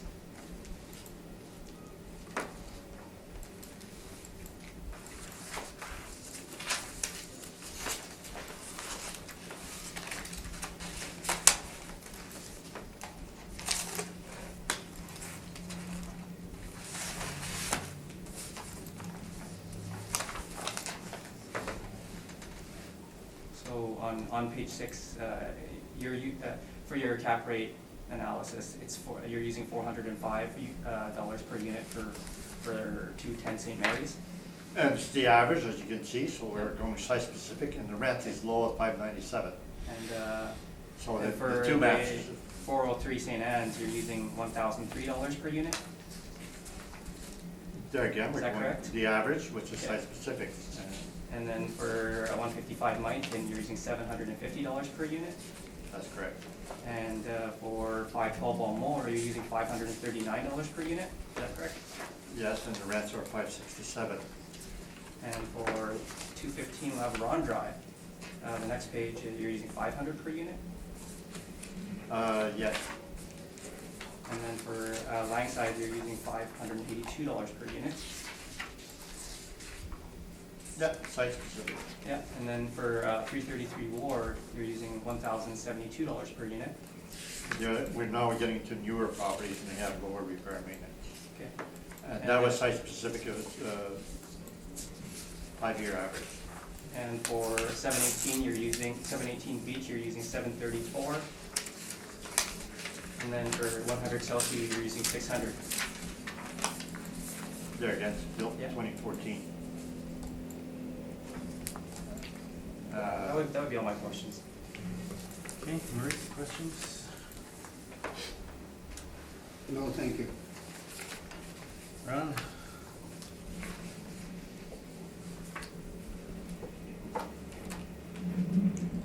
I have none, Mr. Chairman. Okay, none, so let us proceed now to Strauss Drive, 130 Strauss.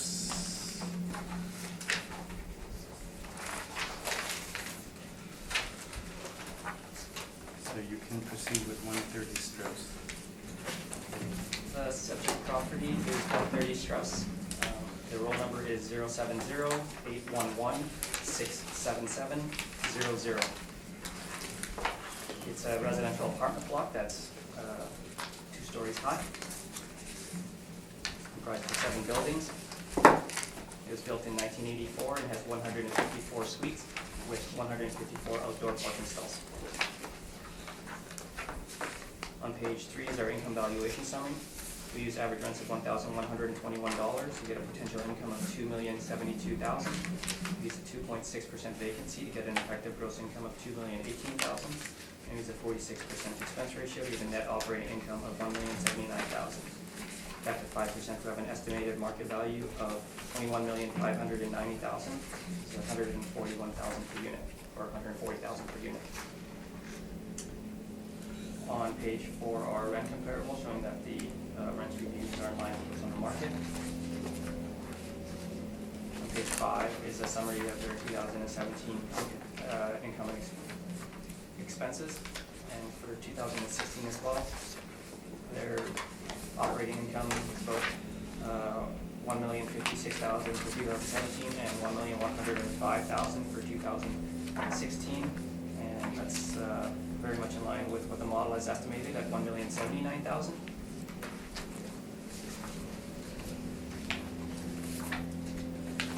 On page 6 is information on how we derived our cap rates, and on page 7 are some cap rate sales.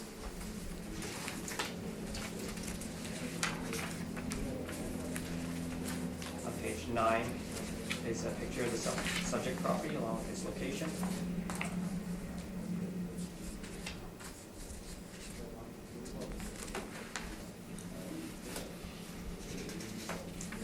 On page 10 are some interior photos of the subject property from ranchowinnipeg.com.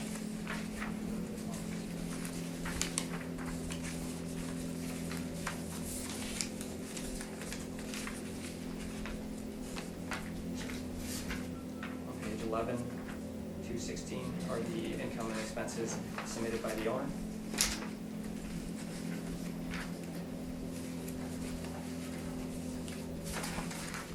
When you look at the actual performance of the property, it supports the model, and I ask that you maintain the assessed value at $21,590,000.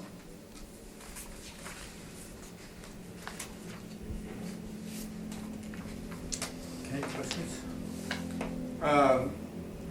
Your AGI for 2017 is 1848 and we're 1828 in our report. Do you know where, what you did to arrive at 1848?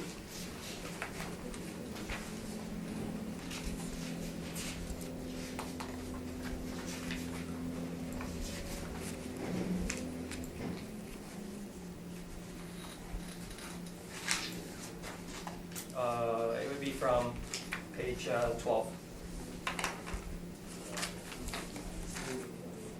I see the 1848, and now if you go to page 13, they have a breakdown of that revenue, and you see they have, 1, 2, 3, the third category, interest revenue, operation interest income, 83, 87. Would you agree that we should be removing that? Yes. No,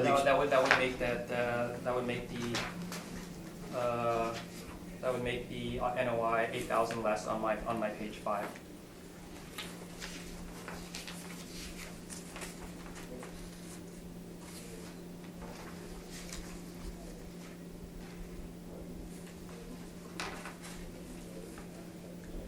Now, your expenses, you have 791. There again, you get that from the first page, page 12.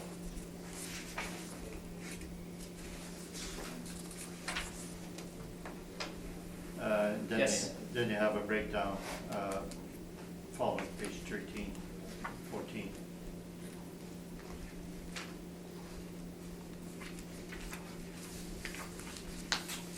So your income 1848 is a lot lower than the 2072. Should you agree that your rents are too high? I would agree that the model has estimated the operating income fairly well.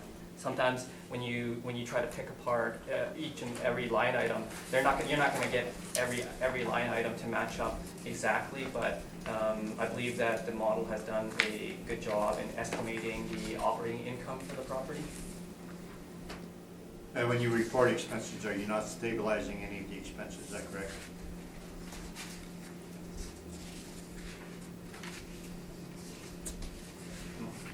Like for the model, No, your page 5.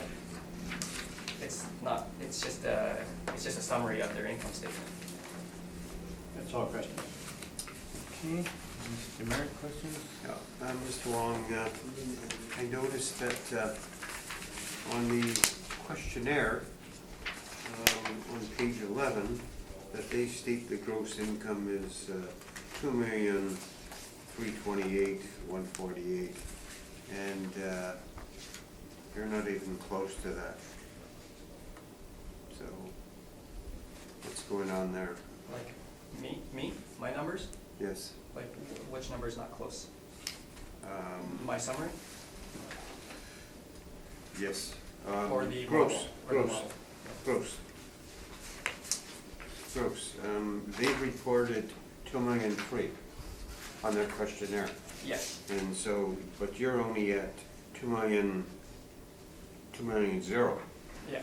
So, why, Why the difference? yeah, Well, what they've reported is their potential, and there may be discounts on top of that, which may not be readily apparent, but based off of their income statement, their income is noticeably lower than the 2.3 million. So I'm assuming that there's some sort of discount that they're applying, which might explain the difference. But with regards to the model estimates their based off of the attributes. so did you do an investigation? I mean, somebody completes the questionnaire Yeah. and they say their gross is, 2.3. Yeah. And you're $300,000 short.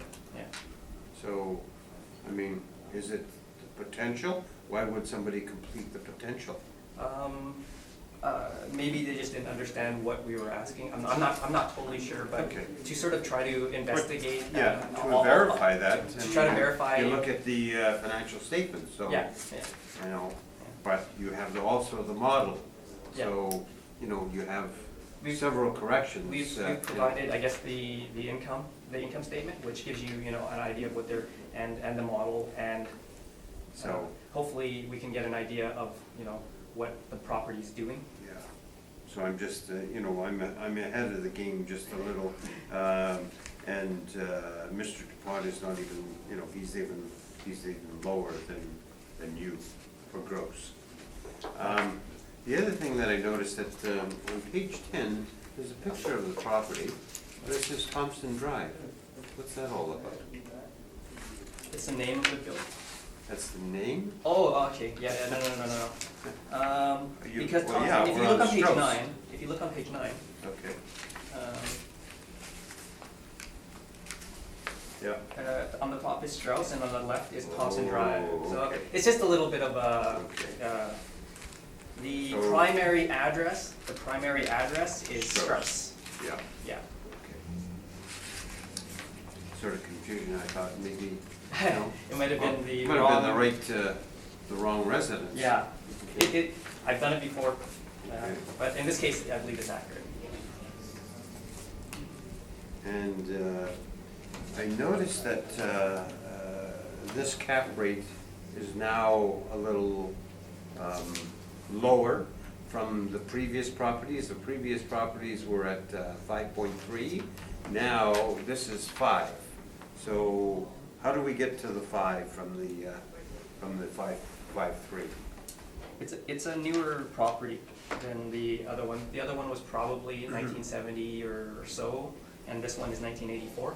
And it's a newer property than the other property. Okay, so your cap rate will become lower at Yeah. that point. So the category, when does it change, do you know? Approximately 1975. 75? Yeah, assuming all things, if a property is very, very similar and one is newer, then that newer one will probably get a lower cap rate.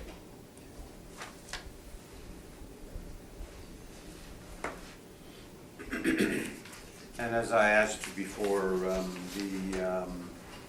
the increase roughly from the last is around 15% Oh, are you talking about in general? in general, Like, yeah. apartment buildings. Yes. Okay.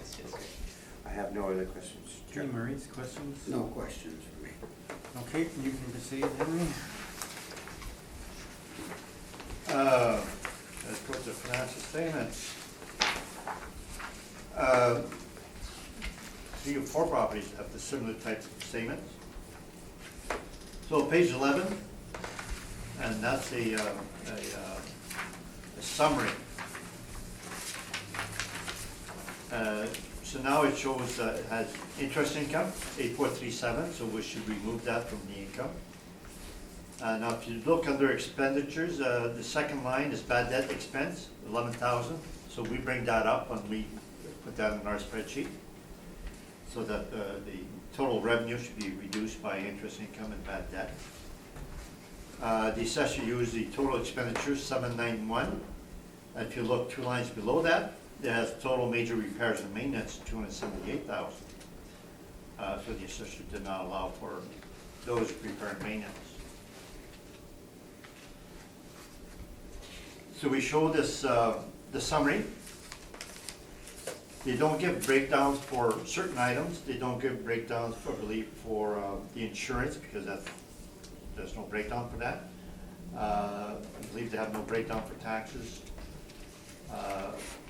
So if you look at line 12, you have some revenue and expense.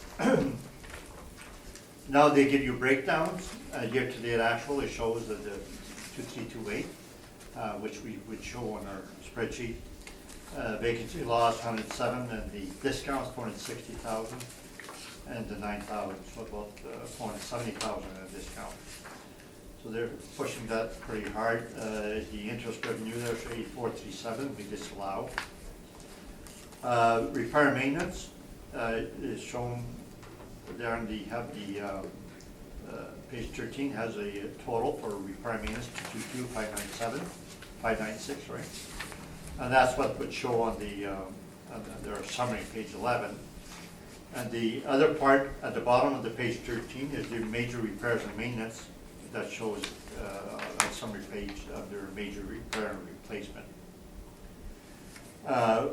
We go to those items and we disallow certain items. We disallowed the exterior major repairs, 56,000. We disallowed hot water tank, and we disallowed interior major repairs and roof major repairs, as well as windows. The other items we've allowed, so the appliance replacement, we normally allow that, counter replacement, the flooring in suite we allow, and the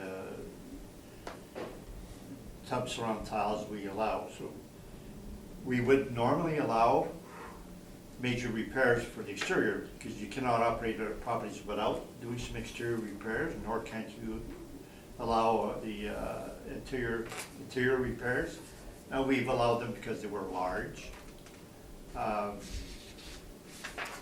then the page 14 is the start of 2016, and the major repairs is on page 16. There we disallowed the exterior major repairs of 102, and the roof, we've allowed the other items. And then we go to page 19, we disallowed 3 items there. The exterior major repairs, 21,000. The hot water tank, we almost always disallow those. Exterior major repairs, 122. And the roof, we disallowed, and then we have the 2014 shown there also. We've allowed certain items. So we go through the exercise for each of those. Now, if you go to page, the total page 1, it's a wood frame building with wood exterior. It's not brick, so therefore you need more repair and maintenance when you have a wood frame building like that. You have to paint, you have to replace these items. It's not as if it's masonry where you never replace or repaint. So repairs and maintenance for this type of property should be higher. And also page 2, you can see has few properties, so they have a lot more roofs than normal, so they cost a lot more, it's more expensive to maintain this type of property. And that's also all outside parking, no parkade. So these are unique. Page 6, property is cap rate, built in 1984, based on our cap rate comparables, should be 6%. Page 7. So we report the revenue and expense, and you can see the discounts, they have really high discounts every year, so they raise the rents quite a bit. So the rent guidelines would allow them to charge $2 million fee, and they discount the rents because they're testing the market, and so what they're actually receiving is $1,857,000, so that's what we allow. And even at those high discounts, they have some very high vacancy. So they're pushing the rents to the maximum of their property. The average rent after discount is $1,005. So we allow the actual rent and the actual vacancy. And then we add the parking. There's no laundry, because those would be of their own laundry and suite. Then we stabilize expenses, which is pretty much a normal way. The repair and maintenance is line 27. We show the 5 years. Those are the 5 years after removing the items we consider to be CapEx. And then so we stabilize at the 5-year average, 2013 to 2017, which is $1,418 per suite. So our net income is $1,015,000. Which is much higher than the actual 2017, but then it's because we're doing line by line stabilization, which is the proper way of doing things. So we have less rent, effective gross income than the assessor to start with. We have $1,008,000 versus the assessor $2,017,000. But we have less expenses. We stabilize $824 for expenses versus the assessor $939. Naturally, our way is the better way because we're site specific. Then we divide by the cap rate of 6%, and we get a value of $16,122,000, and that's my evaluation. Okay, questions? No questions. Maurice, questions? Yeah, I find interesting on your page 6 that, let me get it now. The cap rate you're using doesn't change between 1960 and 1997. In other words, you're using 6 all the way through here. The city has 2 categories, but you're using the 6 all the way through from 60 to 97. I find this quite interesting. Yeah, they dropped the cap rate 0.3%, 1975 plus. No, they don't show evidence as to how they arrive at that. We have our cap rate comparables indicating our 9 comparables that we have. It's they're 1960, 64 to 76. We have no evidence to show there would be a lower cap rate for a different age group. We use a 6%. Okay. Now, page 2 of our cap rate study does show the categories that we have versus the assessor. So the 1975 is the assessor's line for changing cap rates. Yeah, same as what you have on your page 6. Page 1 of your cap rate study and page 6 of your, we're both identical.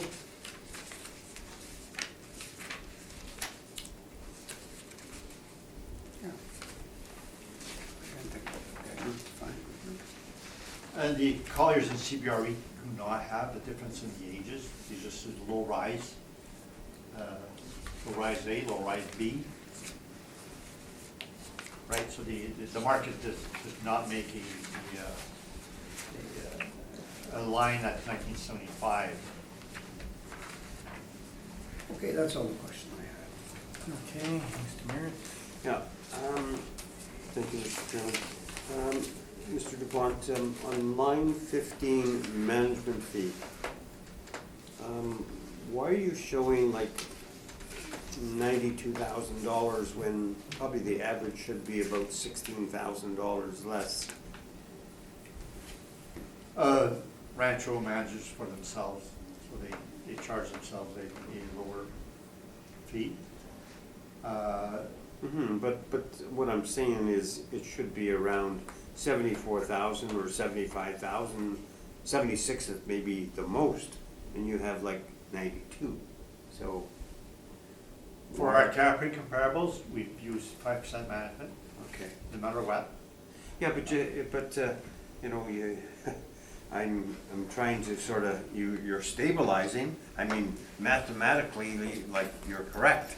Like, you know, if you do the 5% of probably the potential gross. But, you know, if you're gonna stabilize, be consistent.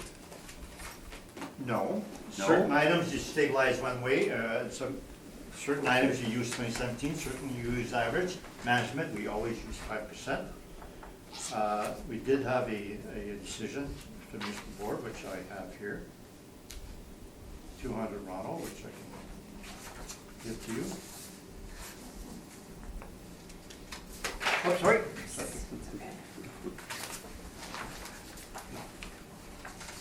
And we were arguing about management fee as to what it includes or not.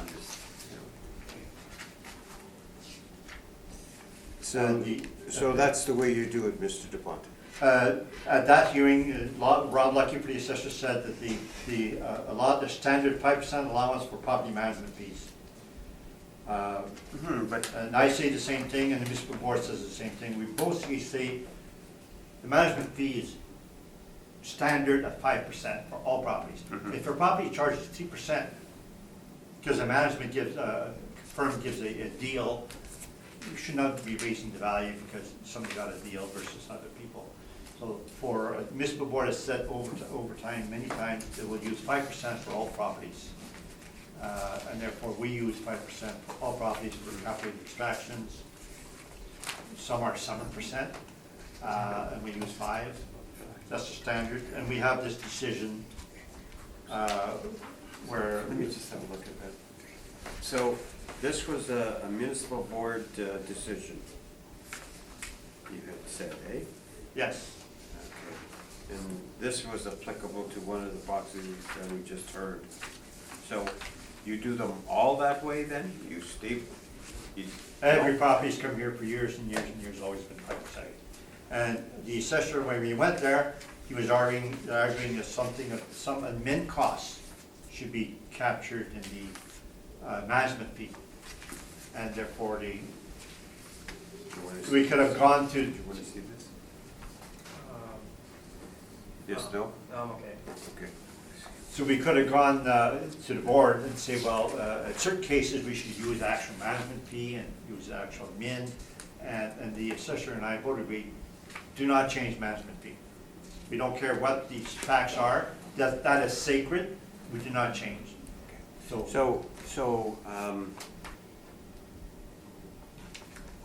it's what you've always done then, okay? And is that the only one that you do as a percentage? Yes. That's the only one? Right. The rest of them are stabilized? Yeah, different way, we have certain defaults. And when we gone through the case management for the 200 properties in the last year, the assessor pretty much does the same thing, they go site specific. And then they tend to go actual utilities for the year. Everybody does that. And then when the utilities are kind of erratic, then we can go different than the actual. So that we tend to use both the same defaults, and then certain items we need to stabilize.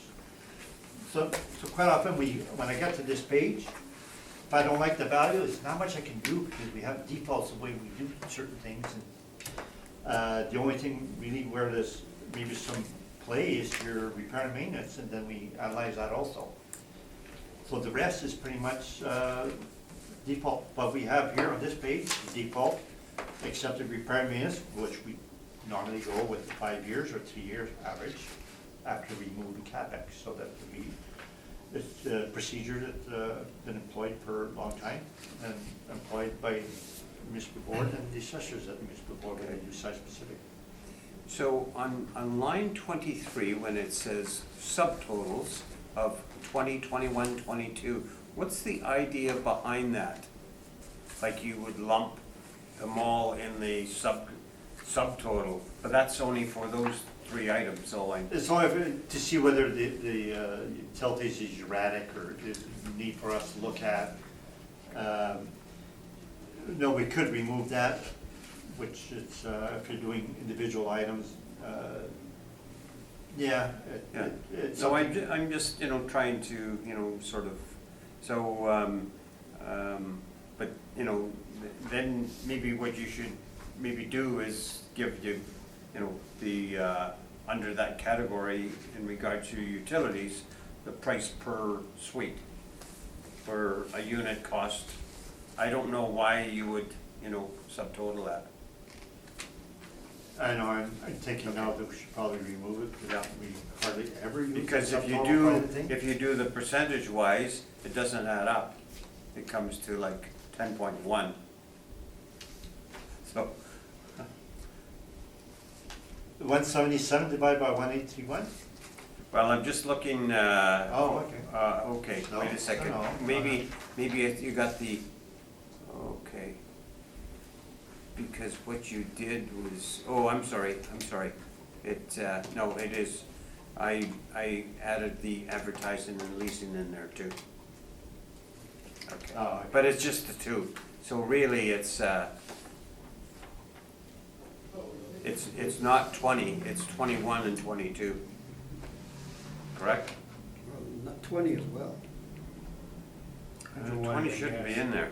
Hydro, water, and gas. 19 shouldn't be in there. 19 isn't. Okay, Isn't. 19, but, okay, what do you 20, got here? 21, 22. So there is no gas. Okay, fine, No, it's, There's no okay, gas, but that's- these are the 3 yeah, categories. okay. I have no further questions, thank you. Okay, just on this, why didn't you stabilize the utilities, because they do seem to vary, instead you used 2017, which is the highest. Yeah, that's our standard default, that's what we normally use, and we usually do not vary that unless we think it's erratic and we need to be stabilizing by using 2-year average or 3-year average. But normally we use the 2017. So in this one, there was a big jump from 2016 to 2017, but we did not check further on the utilities.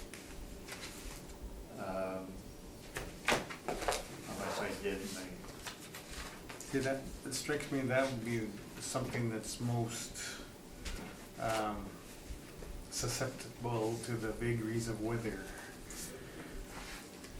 each winter and that sort of thing. You wouldn't, it shouldn't matter that much, but I guess it could. But the rates for the water and advertising and hydro could change, not advertising, the utilities could change. The occupancy could change, and that could make a difference. So that, you had 7.5% vacancy in 2016 and 5.8 in 2017, so you had more people occupying, so the utility should increase. I have a further question, Mr. Chairman. You had said, how you sort of pick, the, in that one in question, $110,000 plus, I'm just looking at line number 25, and if you were gonna do that, you use the average in line 25, and you could have put 41,000 if you were gonna go that way. So, For items that tend to vary quite a bit, which is professional fees, sundry, waste and snow. And waste and snow is depending how much snow you get, so that's directly related to weather. So those 3 items, we default, we go 3-year average. And this one, like you said, on the waste and snow, it worked against us, mainly because we use 3-year average normally. And that's the way we do, because it's an erratic type of expense. Well, it's a erratic type of presentation too. Well, same as repair and maintenance, we don't use the 2017, because we use 2017 for insurance, and caretaker and tax, but we don't do that for repair and maintenance, because those tend to be erratic and you have to stabilize over 3 to 5 years. So the waste and snow, professional fees and sundry, usually done at 3-year average. Even advertising used on 3-year average. So that one, advertising, it's a judgment call, we could use in 2017 there, but that could also be erratic, but that's based on our default. Okay, I finished with my questions, Mr. Chairman, sorry Okay, about can I that. ask you for questions, Bruce? Yeah, you did. Okay. All right, thank you very much. Okay, we'll take a 10-minute break. It's now noon, so come back 10 afternoon. What do you think? Is that okay? 10 minutes? Oh, sure.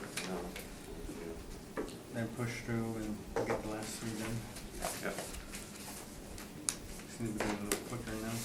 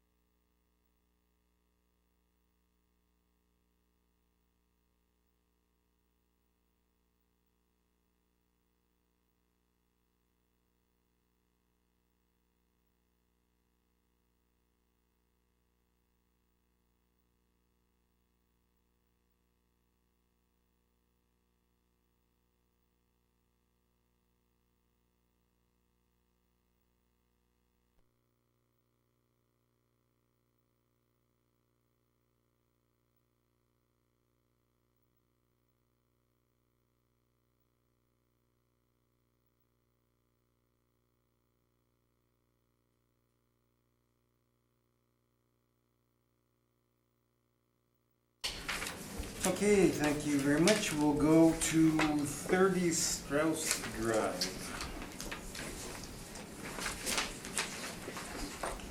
You can proceed.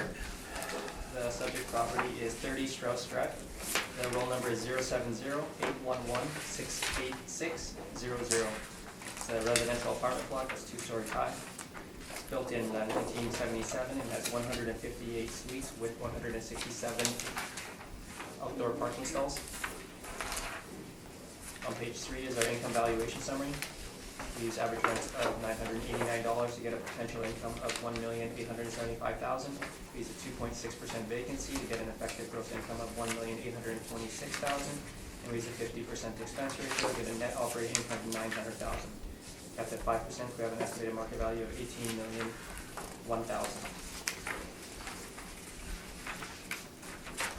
Which is 113,000 a unit. On page 4 are our rent comparables, showing that the rents we've used are in line with the market. On page 5 is a summary of the 2017 and 2016 income and expenses.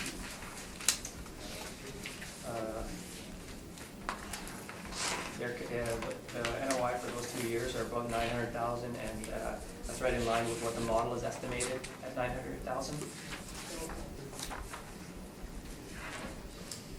Page 6 and 7 is information on how we derived our cap rates and some cap rate sales.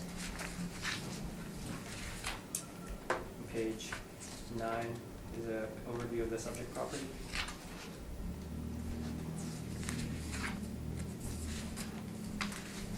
Page 10 are some pictures of the subject interior pictures of the subject property from the internet.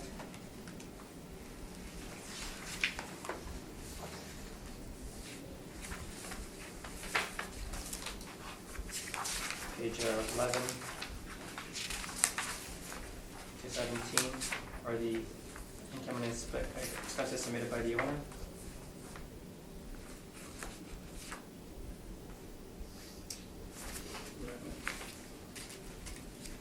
The actual performance of the subject property supports the model, and I ask that you maintain the assessment at $18,001,000.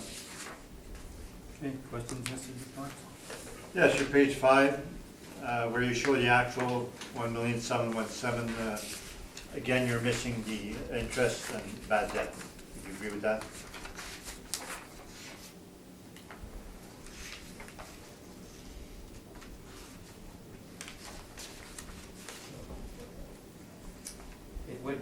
It would be 7,000 less, yes. And your expense, you're missing the major repair maintenance again, right? It does not include the major return maintenance. All questions? Okay, Maurice, any questions? No questions. Mr. Merritt? I have none, Mr. Chairman. Okay, I have none, so you can proceed with your presentation. Page 1, photo, you see the building, page 1. This is the walk-up. Then page 2 shows it's multiple properties.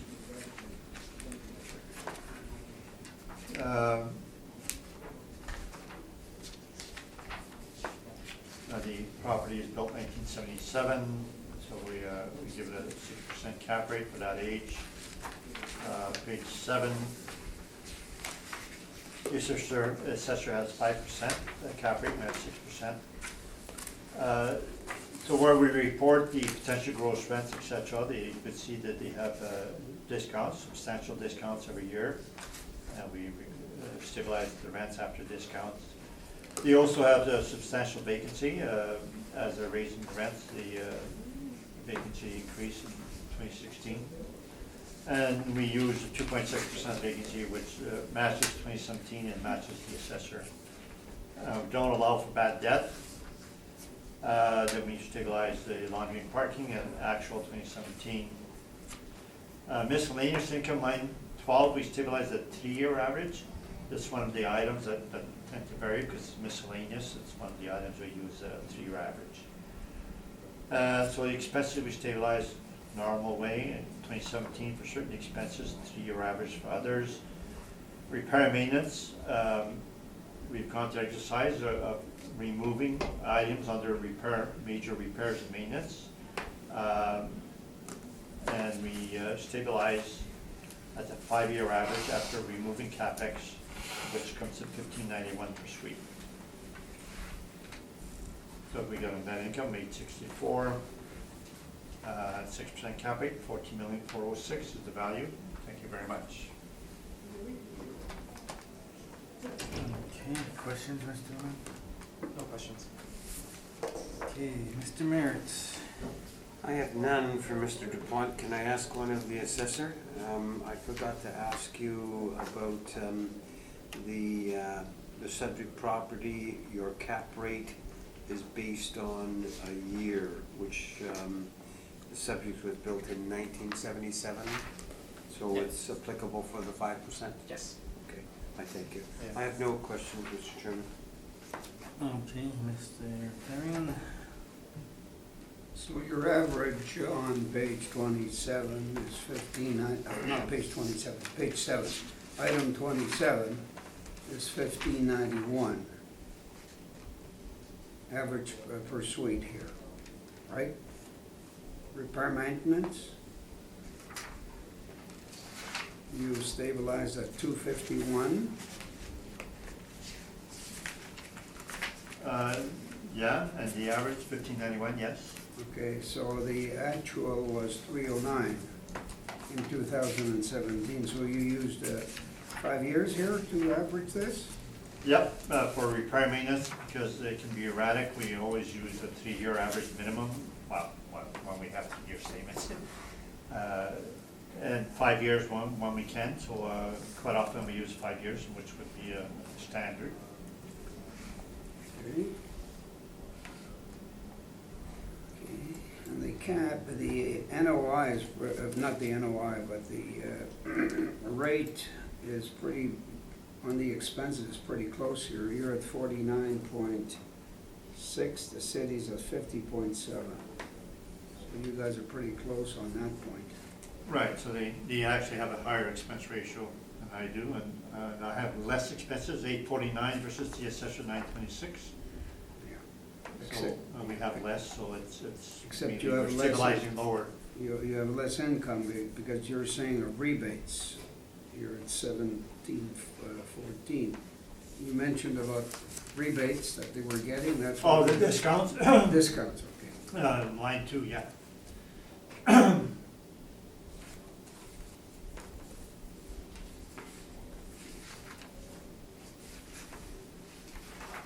Okay, thank you, Mr. Chairman.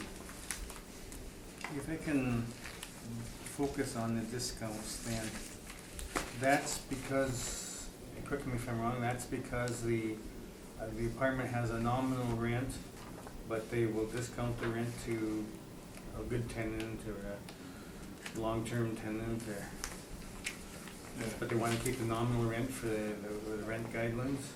Face rent, that's usually the rent that the rent guideline approved, so there's the approved rent so the rent guideline would allow that much, and then they offer discounts, usually to everybody.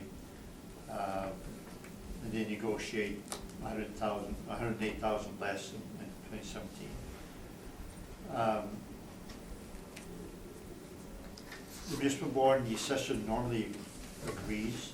I think it's kind of standard that we do not include discounts as if it's were income. Everybody agrees that we use actual rents after discount is the market rents. Okay, and that's the major difference is the rents again, because as you say, your expenses are actually less than what the city's. Yes. Dollar-wise. But we don't disagree on discounts per se, because when the assessor does site-specific, they allow discounts. Yeah. Okay, thank you very much. Those were my questions. Where are we at? That one was done. Can we move next store to 35 strips. Or up the street or whatever. Across the street. Yep, how far? The subject property is 35 Strauss. The roll number is 070-811-50200. It's a residential apartment block that's 3 stories high. It was built in 1974 and it has 145 units with 155 outdoor parking stalls. On page 3 is our income valuation summary.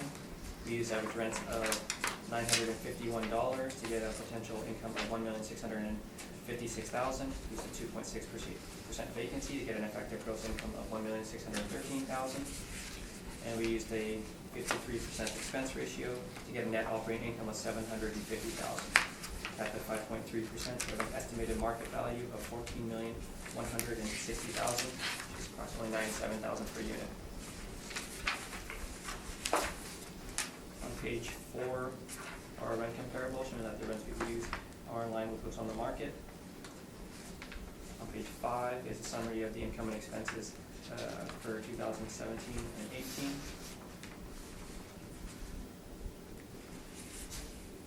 So it's $730,000 for 17 and $734,000 for 2016. It's a little bit lower than what the model is estimated, but it is very close.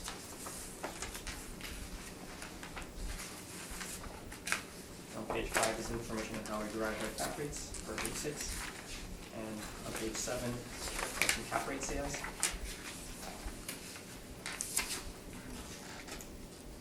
On page 9 is a picture of the subject property along with its location.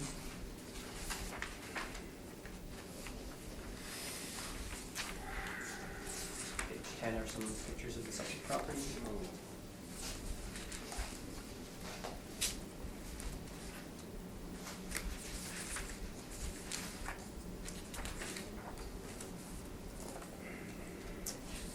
Page 12,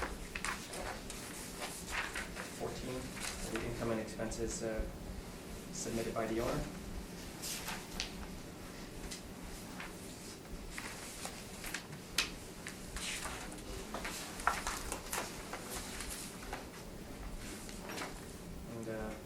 And on my page 5, the NOI should be adjusted by about $4,000 to remove some of the interest income. Upward? The NOI would go down a bit by about 4,000. 746, more or less. For me, 746, more or less. 746 what? Well, Down. down, you're saying NOI. NOI Yeah, on page the NOI 3. would go down by about $5,000. 5, okay. Yeah. So 745,000 more or less.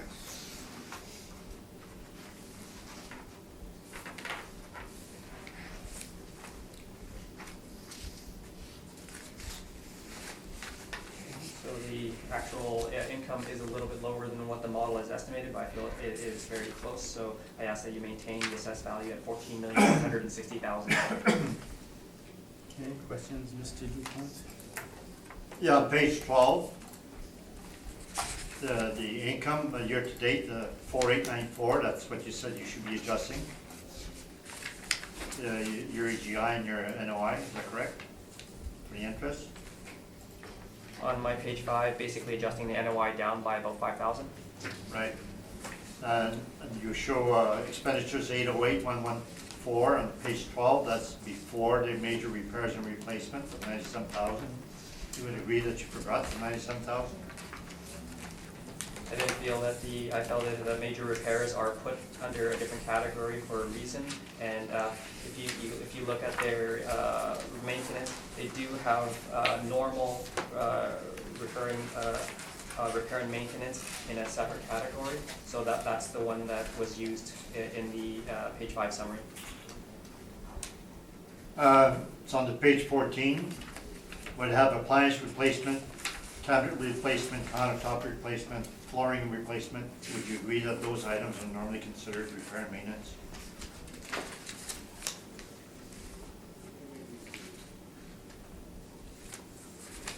something was damaged and it needed to be repaired, then yes. If they're replacing it, but it seems like they're replacing it more as a capital in nature item, which is why they consider it a major repair and replacement. So that's why I didn't include it in my page 5. Well, would you agree that appliance replacement and flooring replacement is allowed as a repair maintenance when you're going site-specific? It depends. It's not automatically disallowed, is that correct? It's not automatically allowed or disallowed. All questions? Okay, Mr. Merritt. I just have my standard answer or question. Mr. Wong, 1974 building built and applicable for the 5.3? Yes. Okay.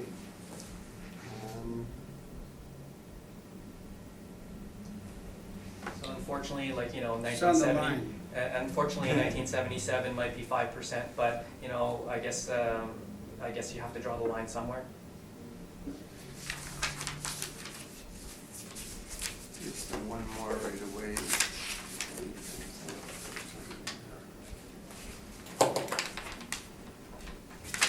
So these expenses that you have here, they're running a little higher than normal. Is that because it's an older building?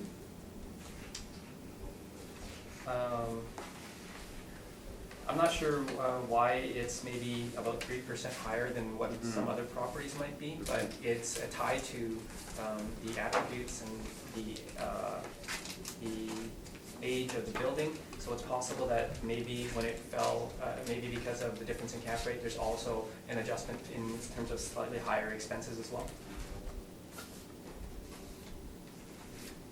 So you feel like you should go to the higher cap rate then? It seems like, you know, if it's a little bit older, the cap rate is a little bit higher and the expenses might be a little bit higher as well. Thank you, Mr. Chairman. Nice, thank you.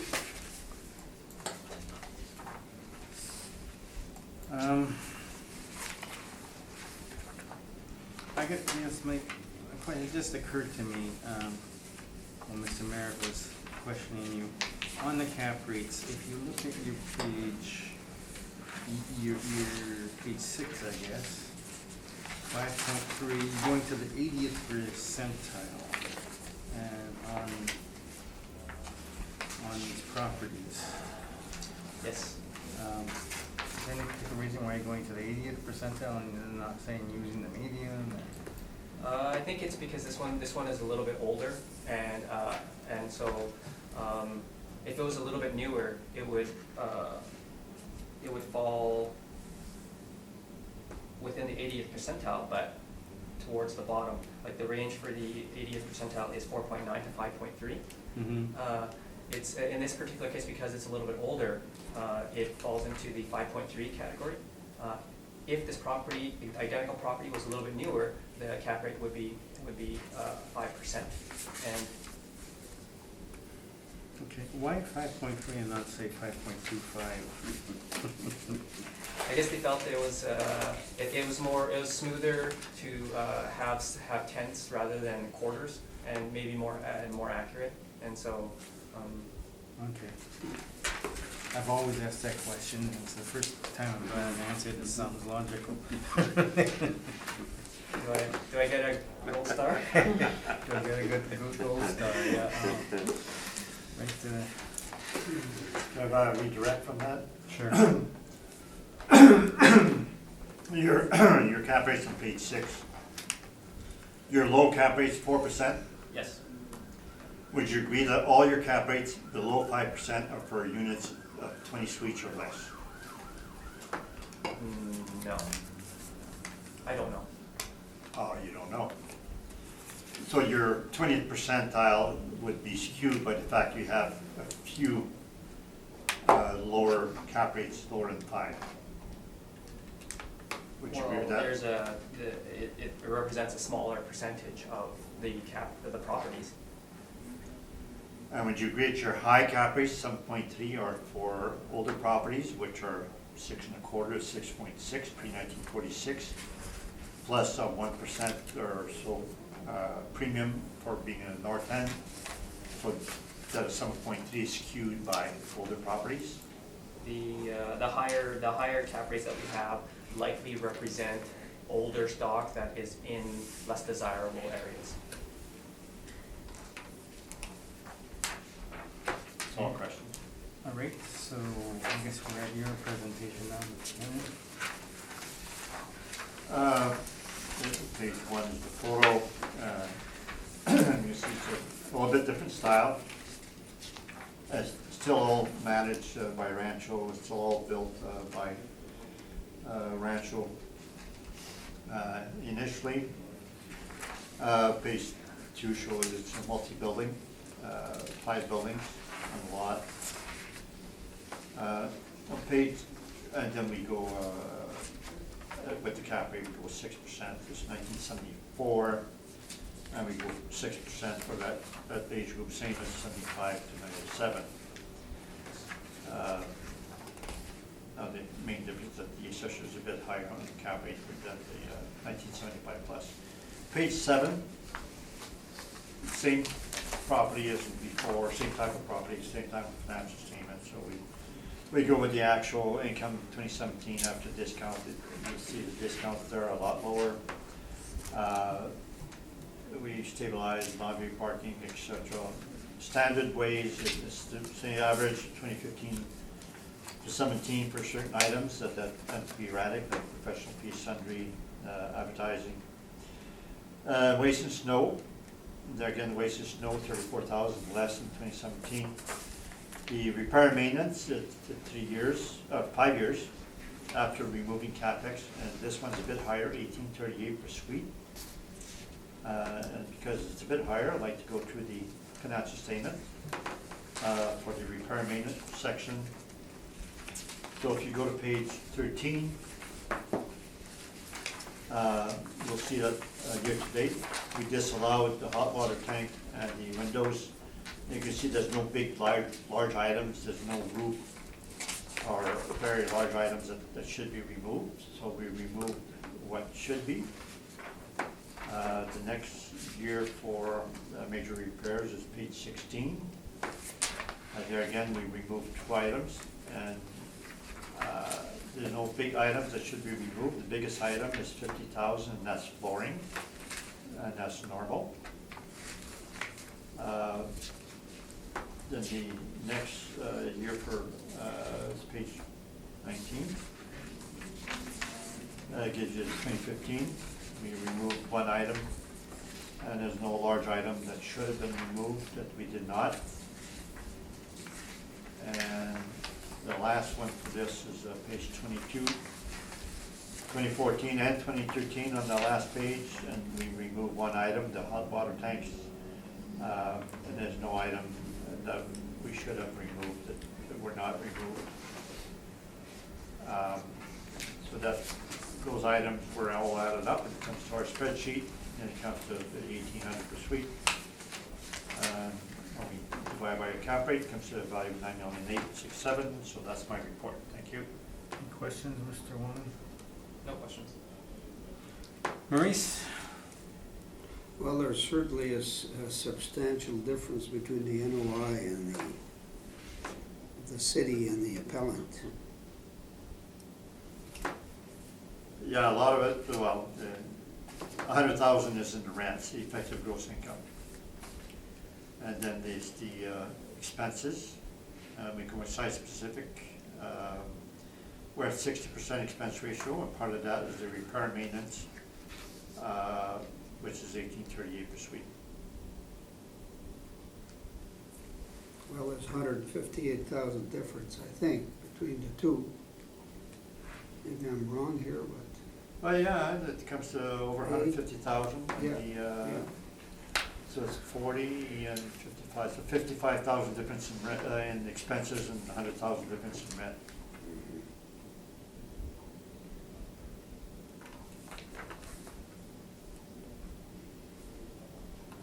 And you've used the 5-year repair and maintenance in this case.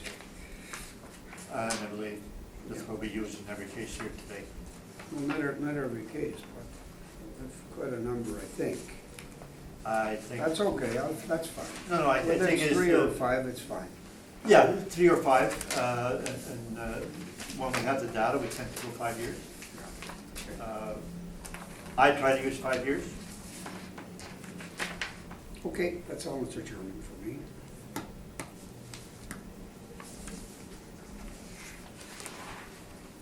Okay, so, again, this is probably applicable to all the other, or did I ask you, Mr.? It's okay, I have no questions, Oh, okay, Mr. sorry. The potential gross rents, that's if 100% full.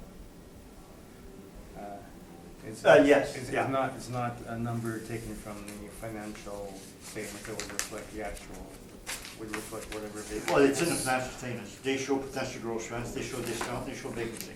Oh, okay. So the 1477975 show, Yeah, I see it, yeah. Potential, page 12, yeah, first figure, 1477975, potential rent revenue. yeah, That's where we take it from. okay. All right, I just wanted to, I thought that was the case, but I just wanted to make sure my neurons seem to be firing slowly today. But they're still firing eventually. Okay, we come to our ultimate property just down the street a little bit, 141 Strauss.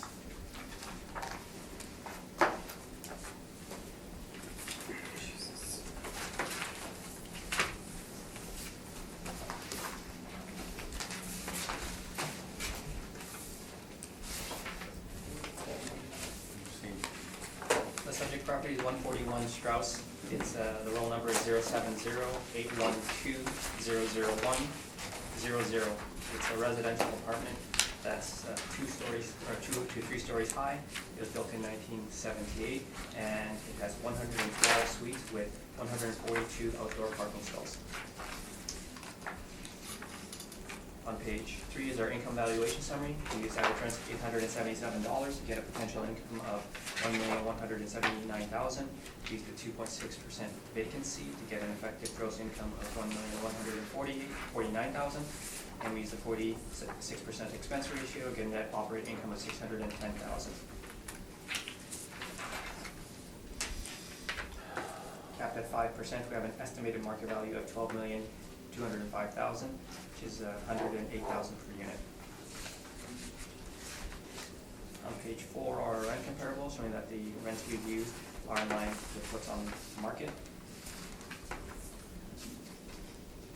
On page 5 is a summary of the income and expenses submitted by the owner.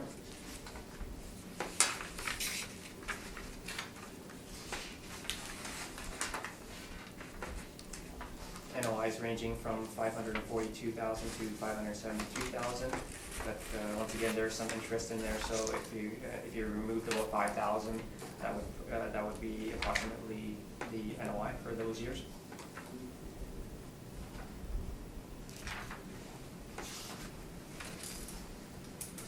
On page 6 is information on how we derive our cap rates. On page 7 are some cap rate sales.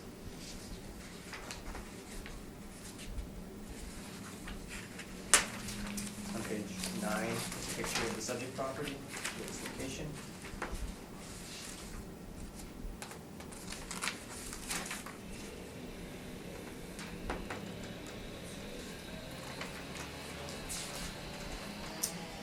On page 11 to 15 are the income and expenses submitted by the owner.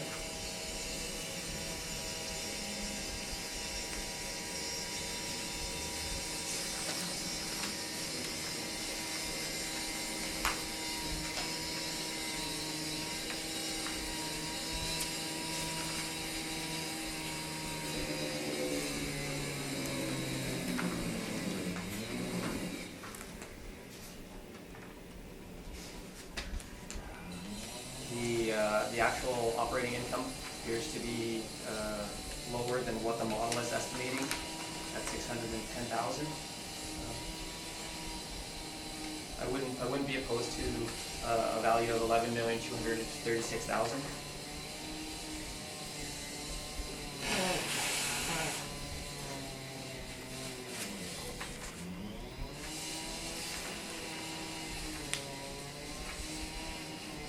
That would work out to approximately 100,000 per unit, which is very much in line with some of the sales that I've seen, and also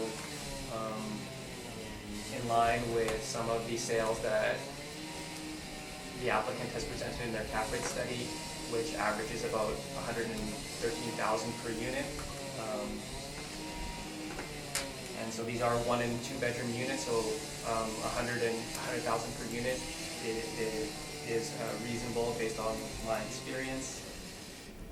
Okay, so are you making that as a verbal recommendation? I'm just saying I wouldn't be opposed to a value of 11,236,000. Okay, thank you. Mr. Wong, with that, can you give us the new NOI then, or not? You're just going, That would be the value. that would be the value And based then on a rough estimate Yeah. of 100,000? Yeah, Okay. And that's the reason for that, yeah. right? Because as these are, there's 36 one bedrooms, 62 bedrooms, and 16 3-bedroom units. And so, coming in at about 100,000 per unit for that type of a suite mix is it's reasonable based off of what I've seen in terms of sales and information that we have here today.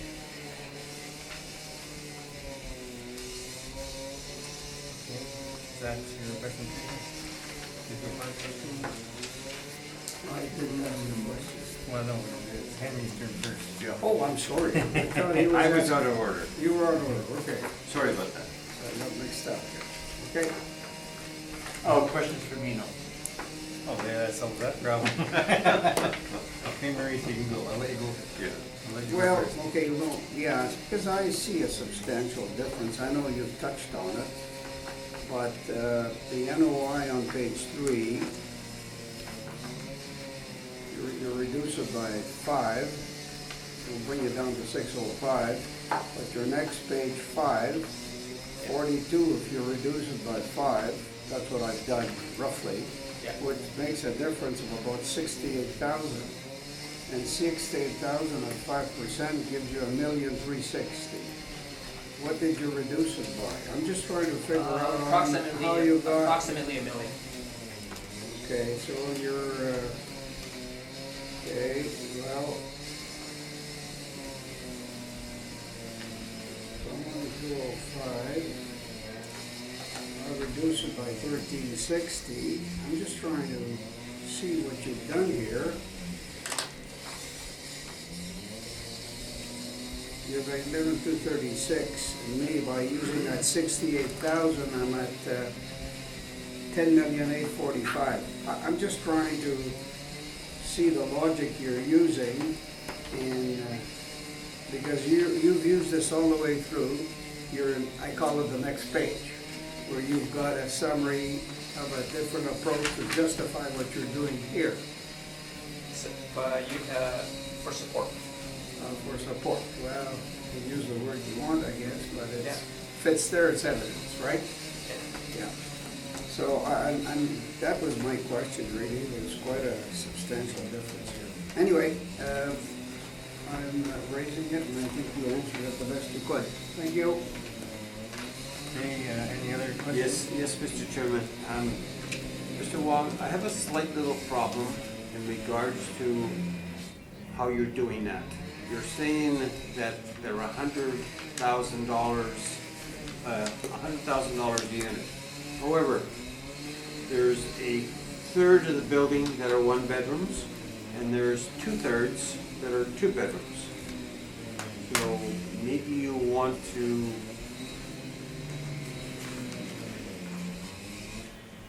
are you still happy with that? about The thing $100,000? is, like, you know, It's a ballpark figure, Yeah. but it's a little wrong. In which direction, if you don't mind Well, asking? you're classifying 2 bedrooms the same as 1 bedrooms or vice versa, okay? So there's value for 1 bedrooms and Yeah. there's value for 2 bedrooms. Yeah, and I guess in the number that I, say, wouldn't oppose, it's sort of considering that usually 1 and 2 and 1 and 2 bedrooms, their value, they have normal value to them. It's just that when, you know, if there's a few more bachelors, then it's not as high. But in Yeah. this particular case, a lot of them on average are approximately a 2-bedroom, Mhm. and say 100,000 for a 2-bedroom Mhm. unit Mhm. is, I would say it's very reasonable, and actually I feel it might be a tiny bit low, but because of the fact that the income is supporting something lower, then I feel it's reasonable. I can see your rationale. I'm trying to give it as best that I Yes, can. okay. I have no further questions, Mr. Chairman. All right, so Mr. Dupont, you can give us your cipher. Cap rate study, just quickly, page 3. Do some on the line side, sale price divided by the number of suites is 63,830. 215 La Vérendrye is 192,000. We can't go with a price per suite. That's how properties are being bought. So the assessor gets 100,000 per suite. I don't think we can rely on that whatsoever.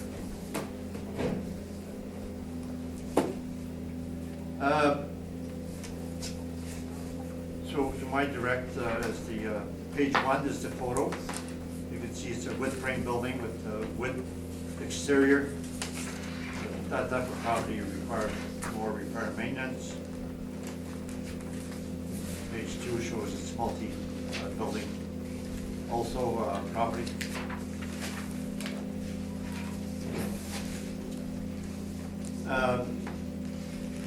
Now, it's built 1978, so we go 6%, just above the line for the assessor, 1975, so they're at 5%.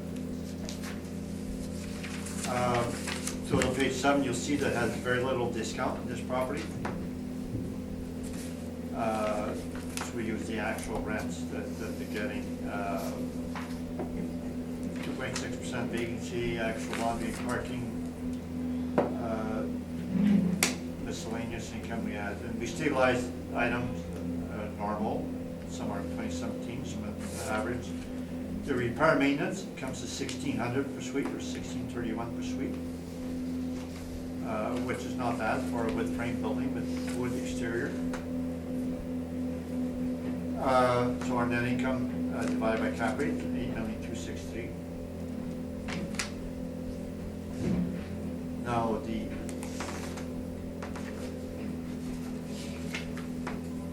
assessor's recommendation, if you adjusted his net income, 542 for the interest, and divide 5% cap rate would be 10,739,000 and not the 11,300,000.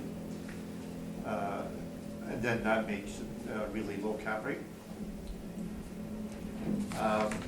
So the only thing I guess I could show you is the repair and maintenance, so that the only thing that would be subjective. So page 13, you can see we removed exterior major repairs out of 16,000. Hot water tank and windows we removed. Now, we removed major repairs because it was large, but the proper thing to do was say to allow certain amounts and say, well, we should maybe allow 25,000 per year, whatever. So what we probably did here, we probably disallowed too much. Now, if we went to municipal board, I would redo this and try to figure out what a normal major repair maintenance has been over the years. Page 16 is the 2016. There again, we removed the major repairs of 77,000. and we removed the roof, at 77,000. So I have no problem removing 100% of the roof, but there, I have problems of removing 100% of major repairs. For exterior, we should have allowed a normal amount, which would make my repair maintenance higher. And then page 19 is the 2015. There again, we remove major repairs for exterior of 66,000. And then the 2014 is shown on that page.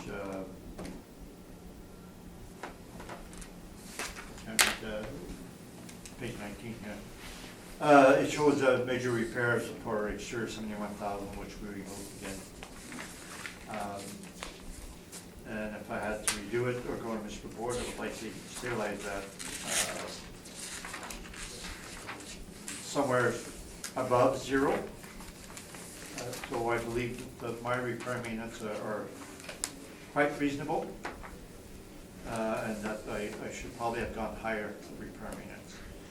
Nevertheless, the main subjective item on the whole page 7 is repair maintenance, and I've been very conservative in getting that. So then our net income, I believe 495 is quite reasonable, and then the cap rate is the big difference that we have with the assessor. Thank you very much. Okay, questions, Mr. Wong? No questions? Mr. Merritt? I have no questions, Mr. Chairman. Mr. Therien? I have no questions, thank you. And I have no questions. So that was the last property on today's agenda, so thank you very much for that, and we'll be getting back to you in due course. So that concludes today's hearing.